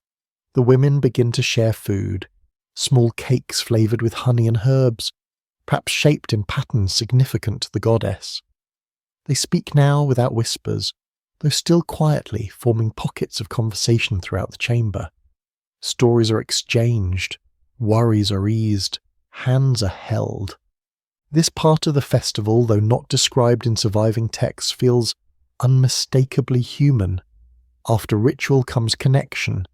After secrecy comes solidarity. Outside, the men of the household wait respectfully, knowing they will never hear what took place inside. The sanctity of the rites depends on that boundary, one night each year, where the city's spiritual life shifts entirely into the hands of women. As the ceremony ends, the altar flames dim. The greenery on the floor is gathered and burned or disposed of with ritual care. The doorways open once more, letting the night air sweep gently into the chamber. The women depart one by one, stepping out beneath the moonlight with faces softened, steadied, restored. They carry no physical tokens of the ritual, but something within them feels changed, renewed like the serpent's skin, cleansed like the air after spring rain. You follow them out, sensing how different this festival feels from others you have witnessed. Lupercalia ran wild, Saturnalia nourished, Perilia purified shepherds and celebrated Rome's birth. But Bonadir has touched something interior and quiet, something that belongs to whispers and candlelight rather than spectacle. And as you move away from the sanctuary, leaving its mysteries respectfully intact, the festival calendar gently shifts again, preparing to guide you toward the sun-drenched fields of summer and the shimmering shelters of Neptunalia, where shade, drought, and the longing for water shape a festival unlike any you have yet encountered. You leave behind the soft, veiled whispers of the Bonadir rites, stepping out into air that feels spacious after the closeness of secrecy. The moonlight fades, and the next day dawns bright and warm. Rome's festival cycle turns again, and you feel its gentle pull guiding you away from hidden chambers and sacred herbs towards something far more elemental. The sunlight sharpens, the breeze thins. A dryness settles into the world around you. Summer's breath approaches, and with it comes Neptunalia, the festival honouring Neptune, the god of fresh waters, rivers, and the unseen reservoirs beneath the earth. Neptunalia belongs to high summer, the time when Rome grows thirsty. The fields crack, the Tiber retreats slightly from its banks, olive trees tremble in dusty heat. This festival is quiet in its way, yet its importance once loomed large in the lives of Romans who understood how precarious water could be. Today, you step into that awareness, sensing the subtle tension between the warmth of the sun and the desperate need for shade, moisture, and protection from drought. Even before the rituals begin, the landscape itself seems to prepare. People leave the shaded comfort of their homes and move toward the open spaces outside the formal city centre, toward groves, fields, and riverbanks. Unlike many festivals that gather crowds into temples or forums, Neptunalia draws Romans outward, into the raw elements surrounding them. Here, the festival seems less like a performance and more like an ancient pact, Rome asking Neptune for mercy during the hottest time of year. One of the most distinctive traditions of Neptunalia is the building of umbrae, temporary huts or shelters made of branches, reeds, and leafy boughs. As you walk through the fields, you see them rising everywhere like little green islands in a sea of dry grass. Families, friends, and travellers gather to construct them with pleasure and practicality. There is no strict design. Some huts are simple lean-tos, others more elaborate canopies woven with vines and flowers. Their purpose is shade, a refuge from the relentless sun. But they also symbolize trust in Neptune's unseen waters, shelters under which people wait, hoping the god will spare them from drought. You step inside one of these shelters and feel the temperature drop just slightly. The light filtering through the leaves glows a soft green, the air carrying a subtle earthy scent. Several Romans sit on woven mats, drinking light wine mixed with water, eating figs and salted olives. They welcome the respite with grateful smiles. The heat outside feels heavy, but inside the umbra it softens. Someone jokes that Neptune must already be listening. Laughter rises, quiet but sincere. The festival does not follow a strict sequence of public rituals, yet a common rhythm flows through the city and countryside alike.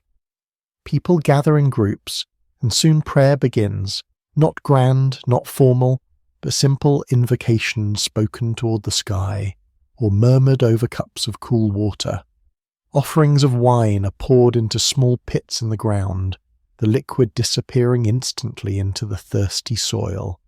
It is an act of trust, a gift to the god of hidden springs and underground rivers, asking him to replenish what cannot be seen.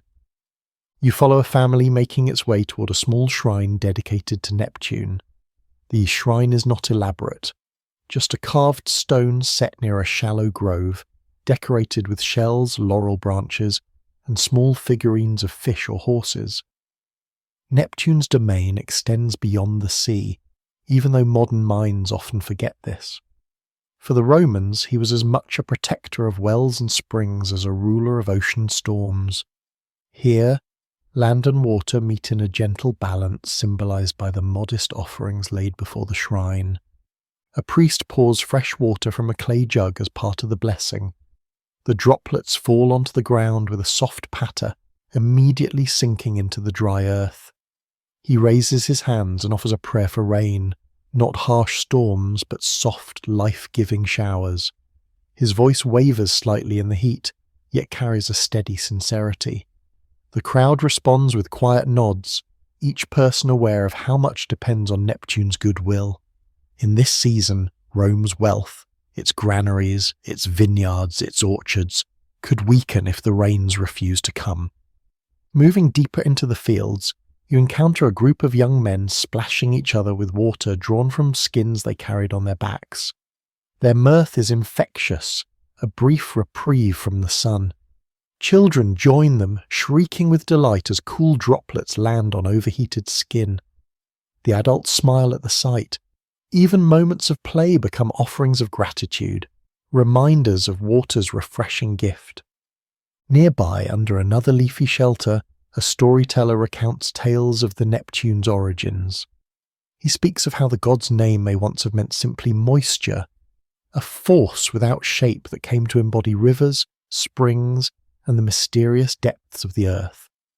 He tells of Neptune's rivalry with Minerva over the city of Athens, and how the goddess gift of the olive tree was deemed more precious than Neptune's salt water.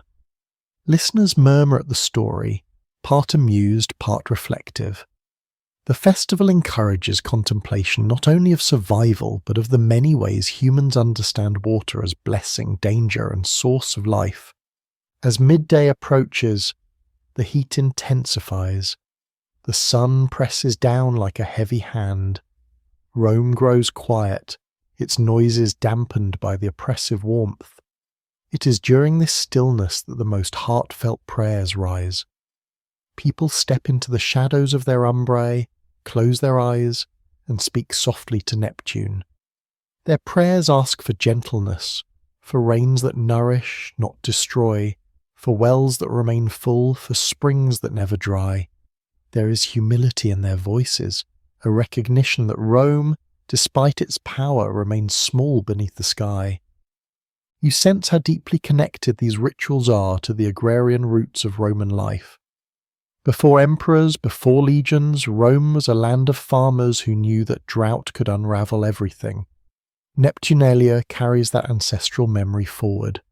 It reminds even city-dwelling Romans, traders, artisans, magistrates, that their fates still depend on forces beyond their control. As the afternoon stretches on, meals are shared beneath the shelters. Bread dipped in oil, figs, grapes, and early summer cheeses. Wine diluted to soften its strength. Story and laughter continue, but slowly, gently. The heat has tempered the usual energy of festivities. Neptunalia is not about exuberance. It is about endurance, patience, and gratitude. A festival of stillness as much as celebration. Later you walk toward the Tiber. People gather along its banks, resting in the shade of overhanging trees. Some dip their hands into the cool water, watching the ripples spread. Others float small offerings, wreaths of reeds and flowers where the current is slow. The river reflects the sky, shimmering with late sunlight, its surface a shifting mirror. A quiet reverence settles over the group. They know the river can swell dangerously in winter, but during this time its calm surface feels like mercy. A woman lifts her child to let him touch the water. The boy's delighted gasp seems to ripple through those around them.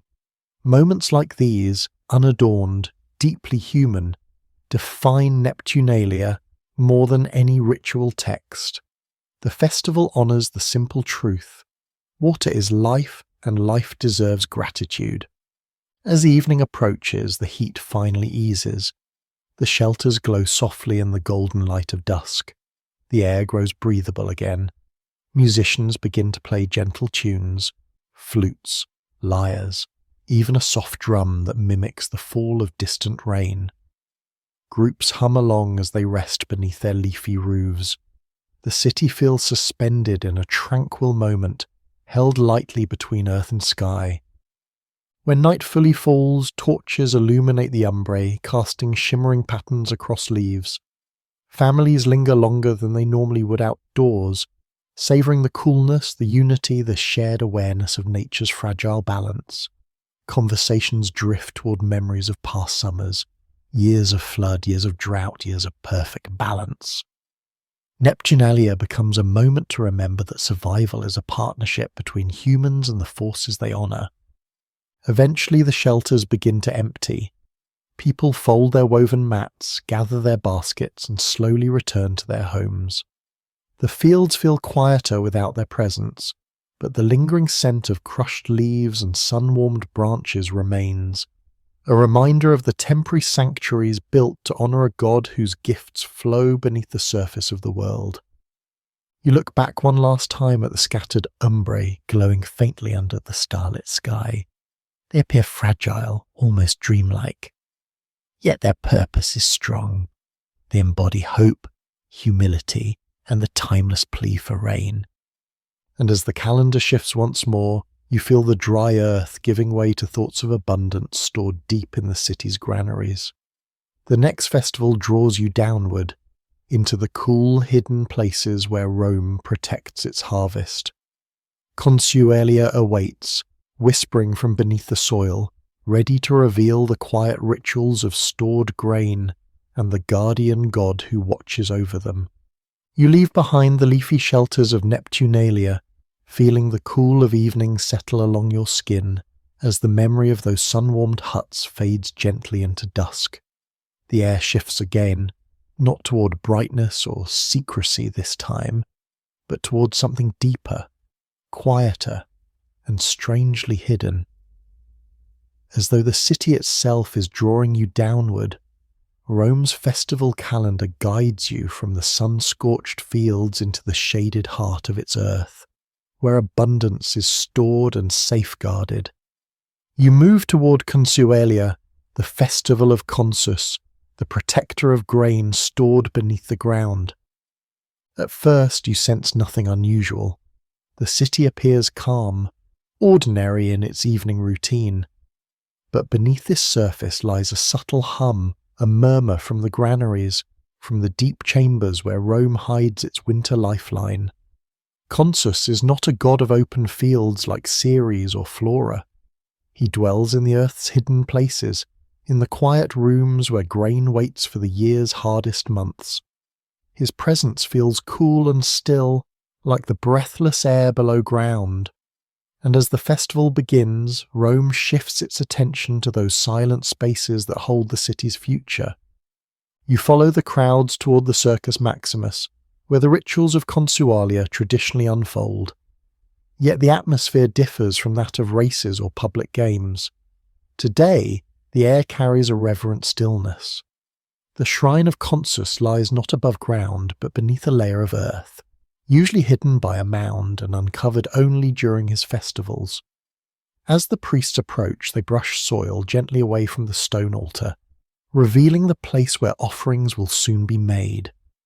This uncovering feels symbolic, like revealing the city's stored hopes, its hidden reserves, its quiet dependencies.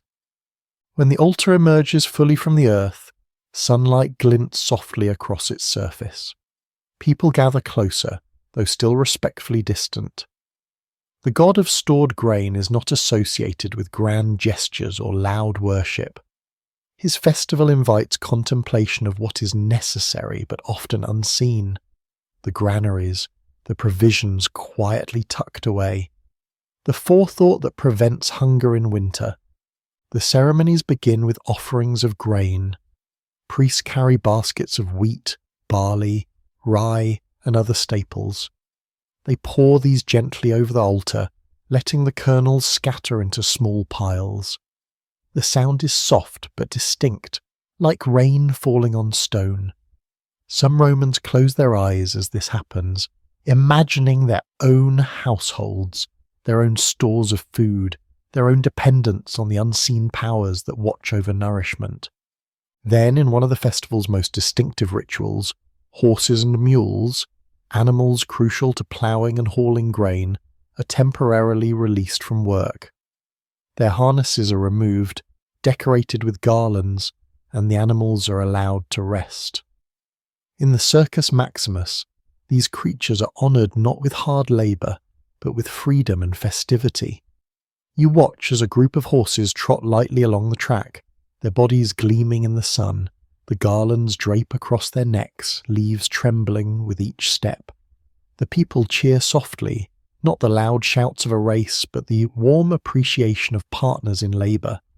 This gesture underscores something essential: the relationship between Rome's survival and the humble animals that support its work.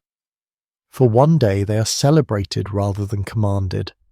Their breath, their strength, their steady endurance all become objects of gratitude. Children point excitedly at the animals, seeing them not as tools but as honoured participants in the festival. You turn your attention back to the altar, where the priests now pour wine as a libation, letting it run across the grain in a slow, glistening stream. The scent rises, earthy, warm, slightly sweet. They speak prayers that invoke the stability of the granaries, the safety of stored food and protection from rot, mould, thieves or spoilage. Grain stored poorly can devastate a community. Grain stored well preserves life. Consus, living beneath the earth, stands watch over this fragile boundary. As the prayers continue, you feel the city's consciousness shift.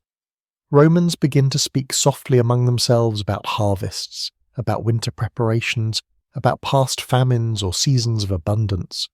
Old stories surface, times when the granaries nearly emptied, times when they overflowed. These stories weave into the present moment, reminding Rome of how much depends on prudence, patience, and the unseen care of those who manage its stores. The festival carries a rustic undertone. Despite taking place in the Circus Maximus, you sense the ancient roots of Consualia, echoes from early pastoral communities who honoured a god they believed whispered from underground grain pits, urging them to store carefully, to protect their sustenance, to respect the cycles of want and plenty. Even as the empire grew, the reverence for hidden abundance remained. You walk among the celebrants, noticing how many carry small baskets of grain back home after the rituals. Some will scatter a few kernels in their granaries as protection. Others will blend them with their household stores, believing that blessed grain brings fortune. A few will save tiny handfuls for future ceremonies, passing the tradition through generations.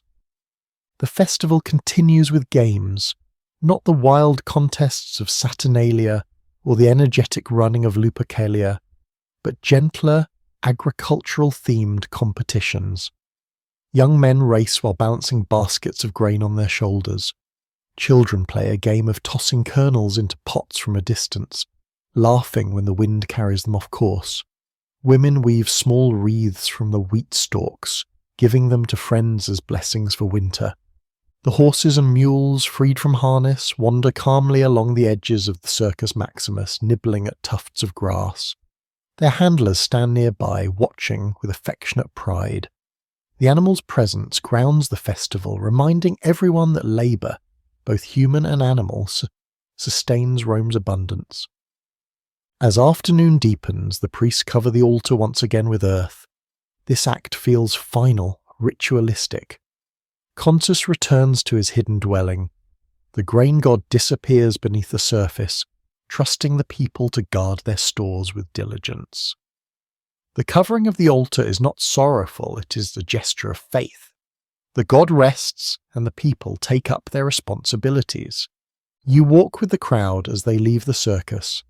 The mood is peaceful, reflective, touched by practicality. This festival lacks the spectacle of other rites, yet it touches something deeply fundamental, the quiet work of survival. Romans return to their households with renewed awareness of what lies beneath their feet. Granaries, cellars, storerooms filled with the sustenance that keeps families alive through winter. Along the way, you pass by small shrines dedicated to agricultural spirits. Women pause to lay bundles of herbs. Men leave tokens carved from wood.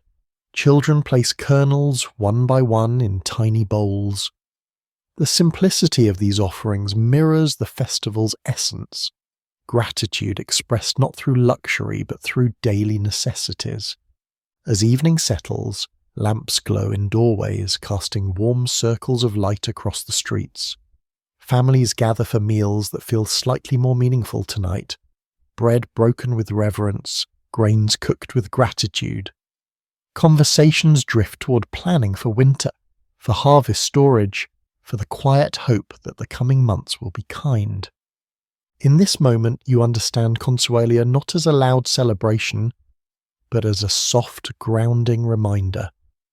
Rome's festivals often honour fire, joy, inversion, purification, or mythic heroes, but Consuelia honours the invisible, the stored, the patiently guarded. It honours quiet labour, quiet abundance, quiet protection, all the things that lie hidden until they are needed most. As night deepens, you feel the Roman calendar shifting again, pulling you upward from the underground calm into a celebration that belongs to youth, transition, and new beginnings. Ahead lies Liberalia, where wreath-bearing processions mark the moment when boys step into adulthood and claim their place as full Roman citizens. But before stepping into that day of joy and transformation, you let the stillness of Consualia settle into your breath, a reminder that even the greatest cities rely on hidden stores of grain, hidden labour, and hidden gods watching from beneath the earth. You rise gently from the cool subterranean quiet of Consuelia, leaving behind the earth-scented hush of Rome's granaries as the festival calendar guides you once more toward the human heart of ritual life. The shift feels tender, almost luminous. After honouring the hidden stores that sustain bodies, Rome now turns its gaze to something equally vital, the passage from youth to adulthood, the moment when a child steps into the responsibilities of citizenship. You move toward Liberalia, a festival filled with wreaths, laughter, sacred cakes, and the proud solemnity of families marking a child's first steps into grown identity. Liberalia belongs to early spring, when the air softens and the first hints of warmth drift through the city like a quiet promise. The festival honours Liber, a god associated with freedom, fertility, wine, and youthful vitality. But today, the meaning that rises most clearly is freedom, the freedom of adolescence transforming into adulthood. You drift into Rome just as dawn brushes pale gold across rooftops. Already families stir with a mixture of joy and nervous excitement. Today is the day boys shed their toga praetexta, the childhood garment bordered with purple, and don the plain white toga virilis, the toga of adult male citizens. This act transforms them from boys under guardianship into young men responsible for their own civic lives. The air feels charged with significance, yet softened by the tenderness of families preparing for a rite of passage as old as the Republic itself. You follow one household waking early. A mother gently adjusts her son's wreath of ivy, smoothing stray leaves as he sits before her, quiet and wide-eyed. Nearby, his father places a hand on his shoulder, steadying gesture full of unspoken pride. Today, the boy will walk in procession through the city, offer prayers, speak his first formal words as a citizen, and be welcomed into the tapestry of Roman public life. It is a moment shaped as much by hope as by tradition. The boy's childhood charms, protective amulets worn around his neck, are removed and placed into a small box. These amulets, worn since infancy, symbolize safety and innocence. Now they will be stored carefully in the family shrine, marking the closing of one stage of life and the beginning of another. The boy touches them lightly before they are put away, as though saying goodbye to the last remnants of early childhood. Outside, the city grows livelier as boys from other families emerge, wearing wreaths and simple tunics, preparing to receive their adult garments later in the ceremony. Their parents accompany them, some walking arm in arm, others offering last-minute advice or gentle encouragement. There is pride here, of course, but also vulnerability. Parents know they are witnessing a transition they once experienced themselves, and which every Roman boy must eventually take. The first part of Liberalia unfolds in the streets. Old women, priestesses of Liber, recognizable by their wreaths of ivy and their rustic baskets, set up small stalls to sell liber, sacred honey cakes offered to the god. These older women play a unique role in the festival. Some carry masks or small images of Liber. Others preside over tiny portable altars, chanting prayers as they bake and bless the cakes. Their voices rise into the morning air, soft yet steady, carrying ancient melodies that weave through the streets like threads of memory. You watch as families approach these priestesses to purchase cakes. The mothers offer coins, the priestesses whisper blessings, and the boys break their cakes into pieces as offerings. The honey sweetness deepens in the air, infused with the warmth of the early spring and the earthy scent of baking bread. The cakes symbolize both nourishment and transition, food for the journey into adulthood. The procession begins. Young boys walk beside their families, wreaths on their heads, each one carrying a calm determination shaped by generations before them. Some step confidently, others walk with shy glances, trying to mask their nerves. You feel the closeness among them, each family moving as a small constellation within the larger procession of the city. They walk toward the forum, passing shrines, markets, and temples. People step aside respectfully.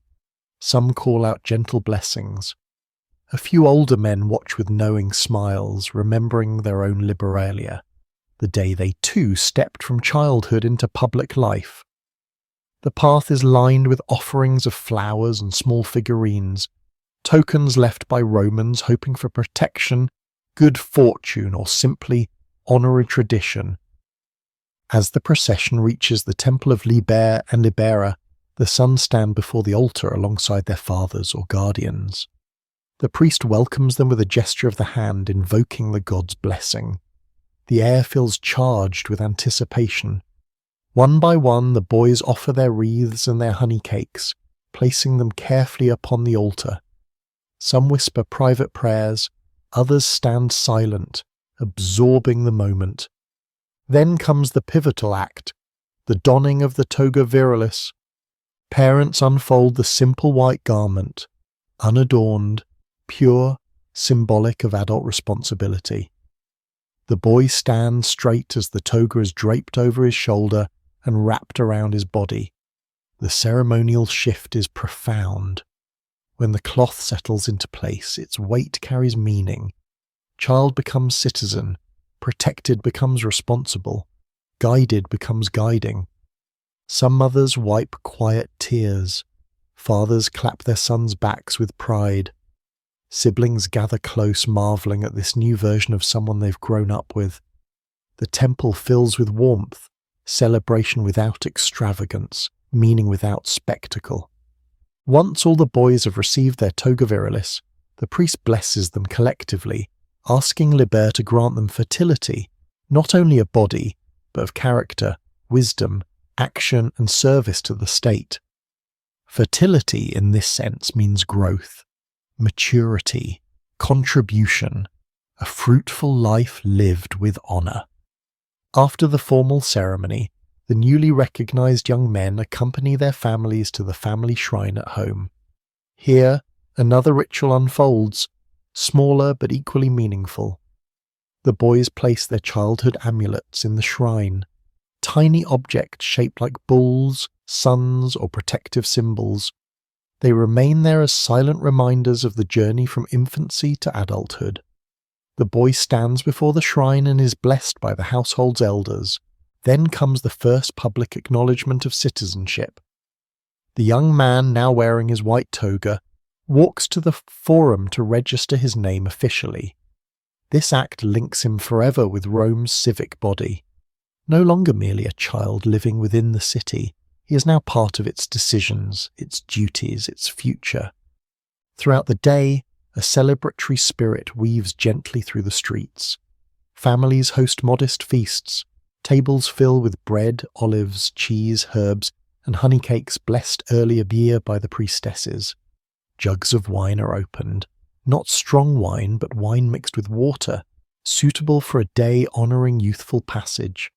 Laughter rises, stories flow, and elders speak with pride of the responsibilities now handed to the next generation. You drift among these gatherings, sensing how deeply Liberalia touches the fabric of Roman society. This festival is not about spectacle or mythic reenactment. It is about real lives, families, transitions, generations stepping forward. It binds the private world of households with the public world of the city, ensuring continuity. Later in the afternoon, musicians gather in the streets, playing soft tunes on flutes and lyres. Children too young for the right run around them, weaving between legs, still carefree in their early years. The newly recognized young men walk proudly among groups of friends, their white togas bright in the sunlight. Some exchange shy conversation, still adjusting to the weight of their new identity. But as the sun begins to lower, the laughter softens into something calm and peaceful. Fires light in doorways, lamps glow in windows. The city, which began the day filled with anticipation, now feels settled, anchored by the steady integration of new citizens. You pause at the threshold of a home where a family shares one final honey cake, breaking it into equal pieces. They laugh, they talk, they remember the boy's earliest steps, his earliest words. Now he sits at the table as a young man, his eyes bright with pride, uncertainty, and a quiet sense of purpose. Liberalia ends not with a shout, but with a gentle hum, a festival woven from love, pride, transition, and the steady assurance that life moves forward in cycles as reliable as the rise of spring itself. And as you leave this warm, familial world behind, the calendar begins to stir again, guiding you toward a very different kind of celebration, one loud with drums, rich with foreign influence, and vivid with rituals carried across the sea. Megalesia awaits, carrying with it the thunderous arrival of the Great Mother. You leave behind the gentle glow of Liberalia, the quiet pride of families, the soft rustle of new togas, the sweetness of honey cakes, and step once more into the widening arc of Rome's festival calendar. But this time the shift feels almost seismic. A new sound reaches you long before the festival itself takes shape. The deep, resonant pounding of drums. They do not echo like Roman instruments. They thrum like a heartbeat from far across the sea. The air seems to vibrate. The horizon feels larger. You are being drawn into the Megalesia, the festival of Magna Mater, the Great Mother, whose arrival in Rome reshaped the city's spiritual landscape with a force both foreign and familiar, both unsettling and irresistibly powerful. Before you see anything, you feel her presence. It drifts through the streets like a desert wind carrying distant stories. This festival is unlike the pastoral simplicity of Perilia, the domestic sanctity of Bonadea, or the civic pride of Liberalia.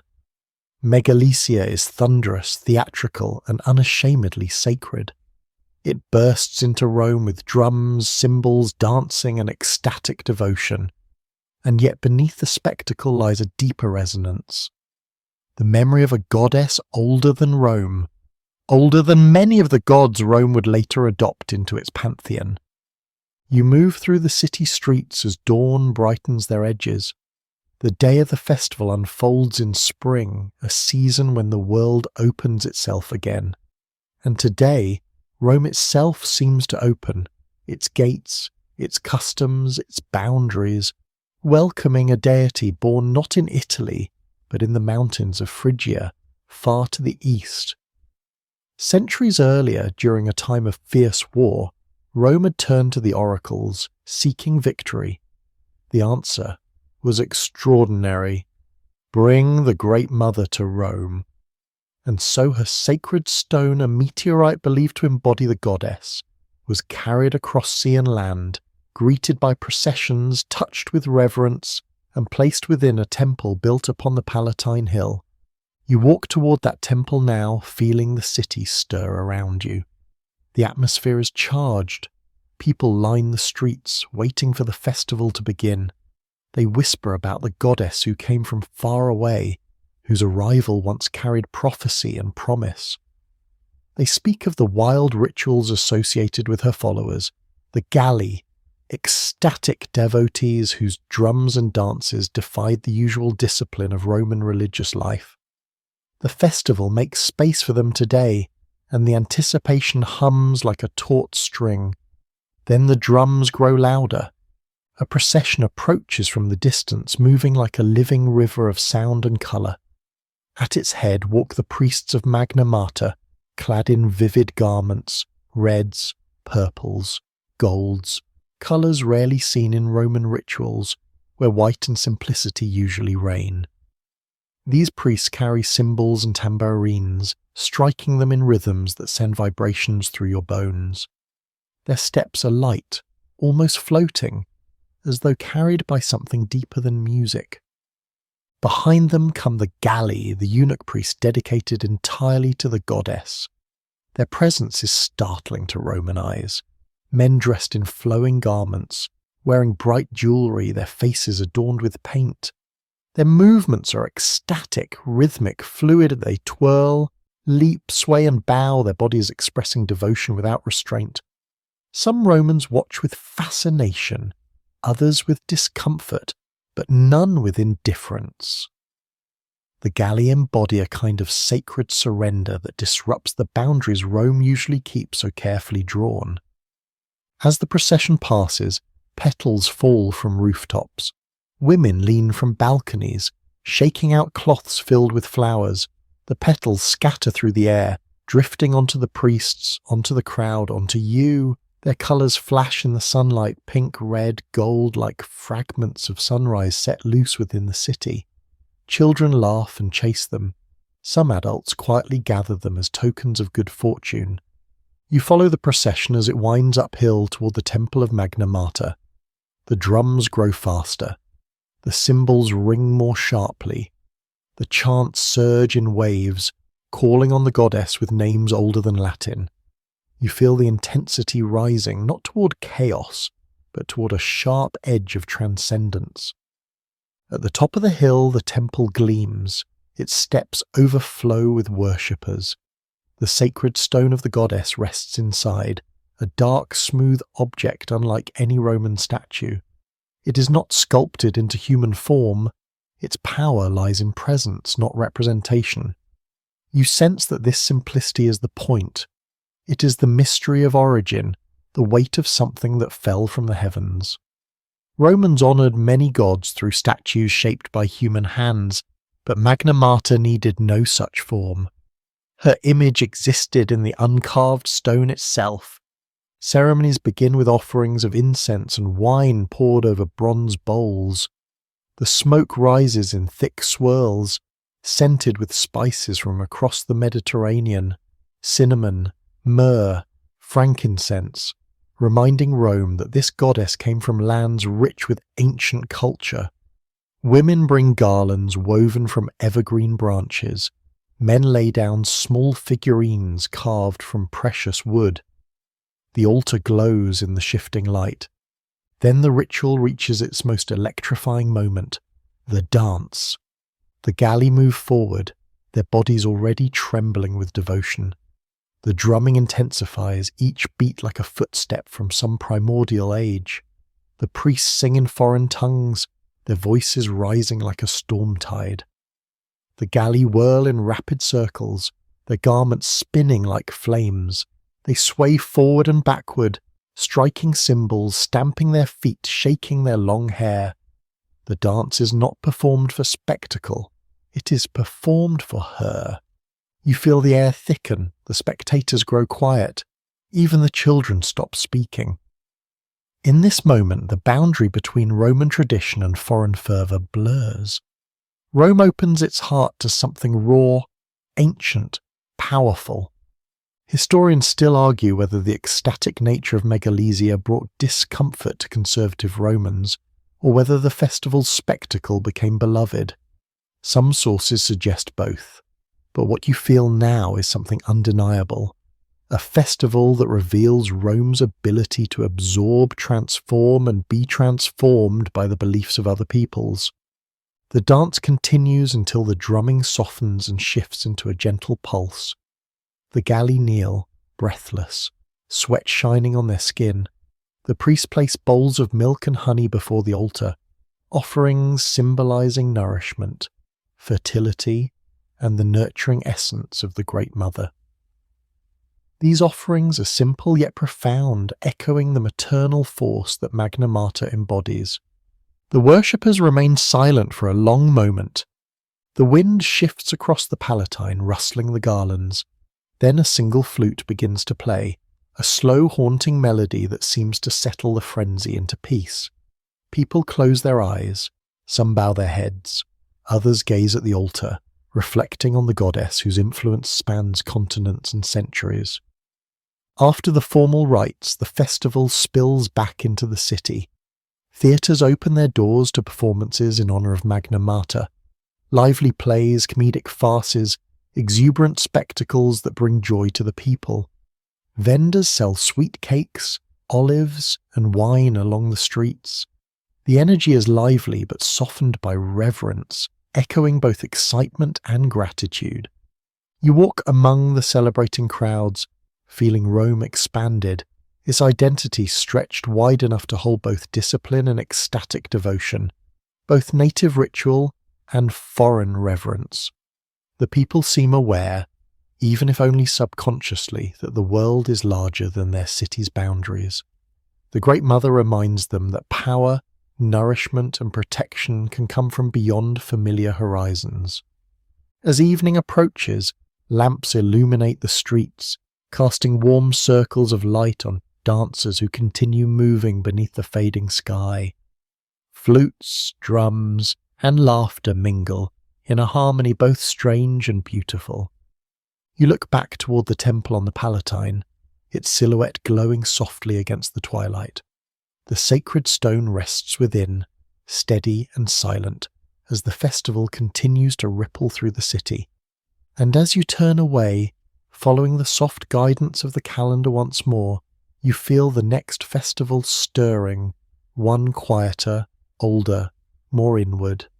The Saturnalia waits at the end of this journey, weaving together the threads of Rome's ritual year into a final act of gentle renewal.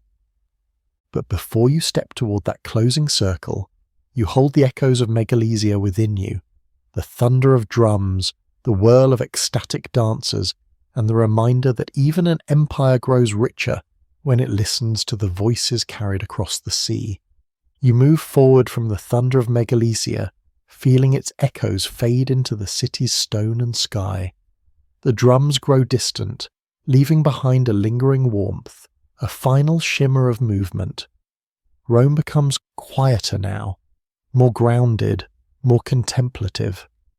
The festival calendar, having carried you through wild joy, secret rites, rural purification, civic pride, and ecstatic devotion, leads you gently toward its closing circle. What awaits is neither spectacle nor revelry, but a quiet ritual threading the year's many festivals together. You drift into the Saturnalia, a ceremony of careful offerings, subtle gestures, and prayers spoken like soft breaths toward the divine. The Saturnalia is ancient, even by Roman standards. Its origins blur into the dawn of the city's religious memory, and historians still argue whether it was meant to protect, to purify, to sanctify, or simply to honour the gods whose favour Rome depended upon. Unlike the vivid stories that accompany Saturnalia or the dramatic myths behind Megalesia, the Saturnalia offers few explanations. It is a ritual of necessity, steady, deliberate, almost minimalist. But its simplicity is not emptiness. Rather, it is quiet fullness. Dawn spreads pale gold across the city when the first Saturnalia of the year begins. Rome stirs gently, markets remain closed. The streets hold a hushed expectancy. This festival often repeats multiple times throughout the year, each dedicated to a different god, but the final Saturnalia, the one toward which your journey now draws you, is the thread that ties the year's ritual cycle into a complete breathing loop. You drift toward the small sacred building where the ceremony unfolds, the Regia, the ancient headquarters of the kings, and later the home of the high priest, the Pontifex Maximus. The structure appears modest compared to the grand temples scattered through Rome, but its importance resonates deeper. The walls seem to carry a memory of early kings who once performed the rites themselves. Inside, the air is cool. Faint traces of incense linger from the morning preparations. The Pontifex Maximus enters with calm steps, wearing garments as white as early sunlight. Other priests gather behind him, their expressions serene, their movements measured. Nothing here is rushed, nothing improvised. Saturnalia depends on precision. The correct gestures, the correct posture, the correct words spoken in the correct order. You feel the stillness deepen as the Pontifex lifts a small sacrificial knife, its blade reflecting the light. At his side stands a ram, its wool thick and gleaming. This animal, offered gently and with reverence, symbolizes protection for the city, a living prayer that Rome will endure through the coming seasons, through uncertainty, through the unpredictable tides of fate. The Pontifex speaks the invocation.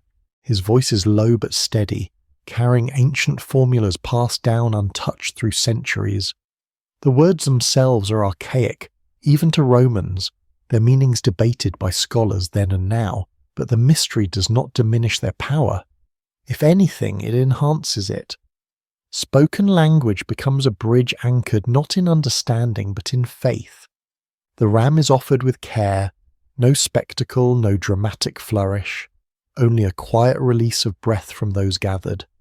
The moment is more about intention than action. Rome gives something precious to maintain harmony with the gods who watch over it. The offering becomes a whisper of gratitude for the blessings of the year now closing, and a petition for gentleness in the year soon to begin. After the offering, the priests sprinkle the altar with wine, its sweet fragrance drifting through the small chamber. They place garlands of wool around sacred stones and utter soft prayers for peace, stability, and protection. There is no chorus, no crowd, no public entertainment. only soft rituals shaped by memory and responsibility. You realize that the Agonalia functions like a heartbeat, a quiet rhythm grounding the year between the louder festivals that surround it. It anchors the spiritual cycle, ensuring that Rome remembers not only the grand celebrations, but the subtle obligations that keep divine favour steady. From the Regia, the ritual moves outward into the city in small ripples. A few priests carry bowls of grain and salted flour, sprinkling them at crossroads where guardians of boundaries dwell, those unseen forces who keep Rome's spirit unified rather than scattered. These tiny offerings look modest, but they are part of something vast. A recognition that the city is made not only of stones and people, but of thresholds, intersections, and invisible threads of meaning.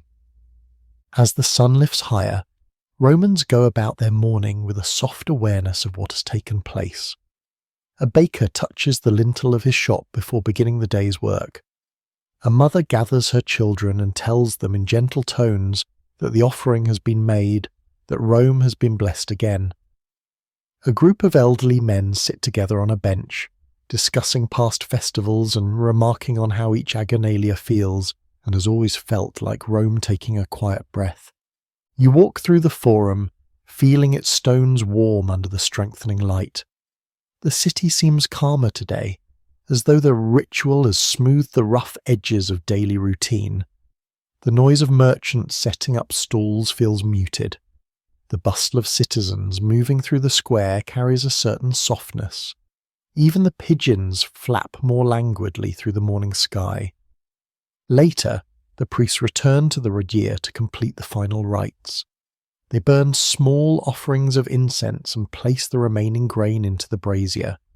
The flames rise briefly, then settle. The air grows fragrant, almost sweet. The final prayer is spoken, a prayer not of grandeur or demand, but of gratitude. You feel something shift deep within the city, a gentle closing, a soft exhale. The ritual year is complete. Every festival, Vesta's hearth, Saturn's inversion, Flora's blossoms, Lemuria's midnight whispers, Lupercalia's running shadows, Ceres' grain blessing, Perilia's fires, Bonadia's veiled sanctuary, Neptune's summer shelters, Consu's hidden grain, Libra's joyous transition, Magna Mater's thunderous drums, has led here, to this quiet room, to this simple prayer, to this final act tying all the year's rituals into a circle of continuity. As the ceremony ends, Rome does not erupt into celebration. Instead, the city settles into a peaceful rhythm that feels almost like evening, even though the day is still bright. People move with a sense of conclusion, of cycles honoured and completed. And as you drift into the fading edges of the festival, the narrative begins to soften too, slowing, lengthening, preparing to guide you gently toward rest. For even stories like festivals must come to their quiet close.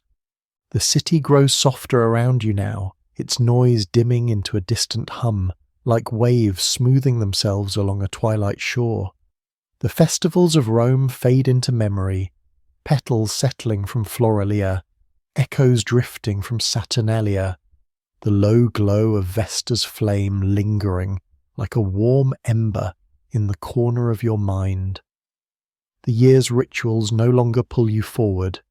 Instead, they wrap around you like a light cloak, comforting, familiar, gently reassuring. You breathe slowly, feeling the calm of the Agonalia settle through you. Quiet, grounding, steady. The priests have finished their work. The sacred fires burn low. Rome rests in a moment of peaceful completion, and you rest with it. Each festival now feels like a stepping stone, carrying you across time and tradition until you've reached this soft bank of stillness. Let the memory of flowers drifting through the air, of drums echoing across hills, of footsteps through ancient temples, gradually melt into a calm haze. Let the brightness of celebration ease into the gentle colours of evening. Feel the rhythm, of a city long gone become a quiet rhythm in your own breath, slow, deep, peaceful.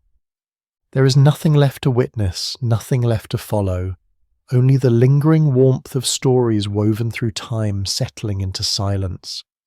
Let yourself drift now as the ancient cycle closes, carried by a calm older than Rome itself.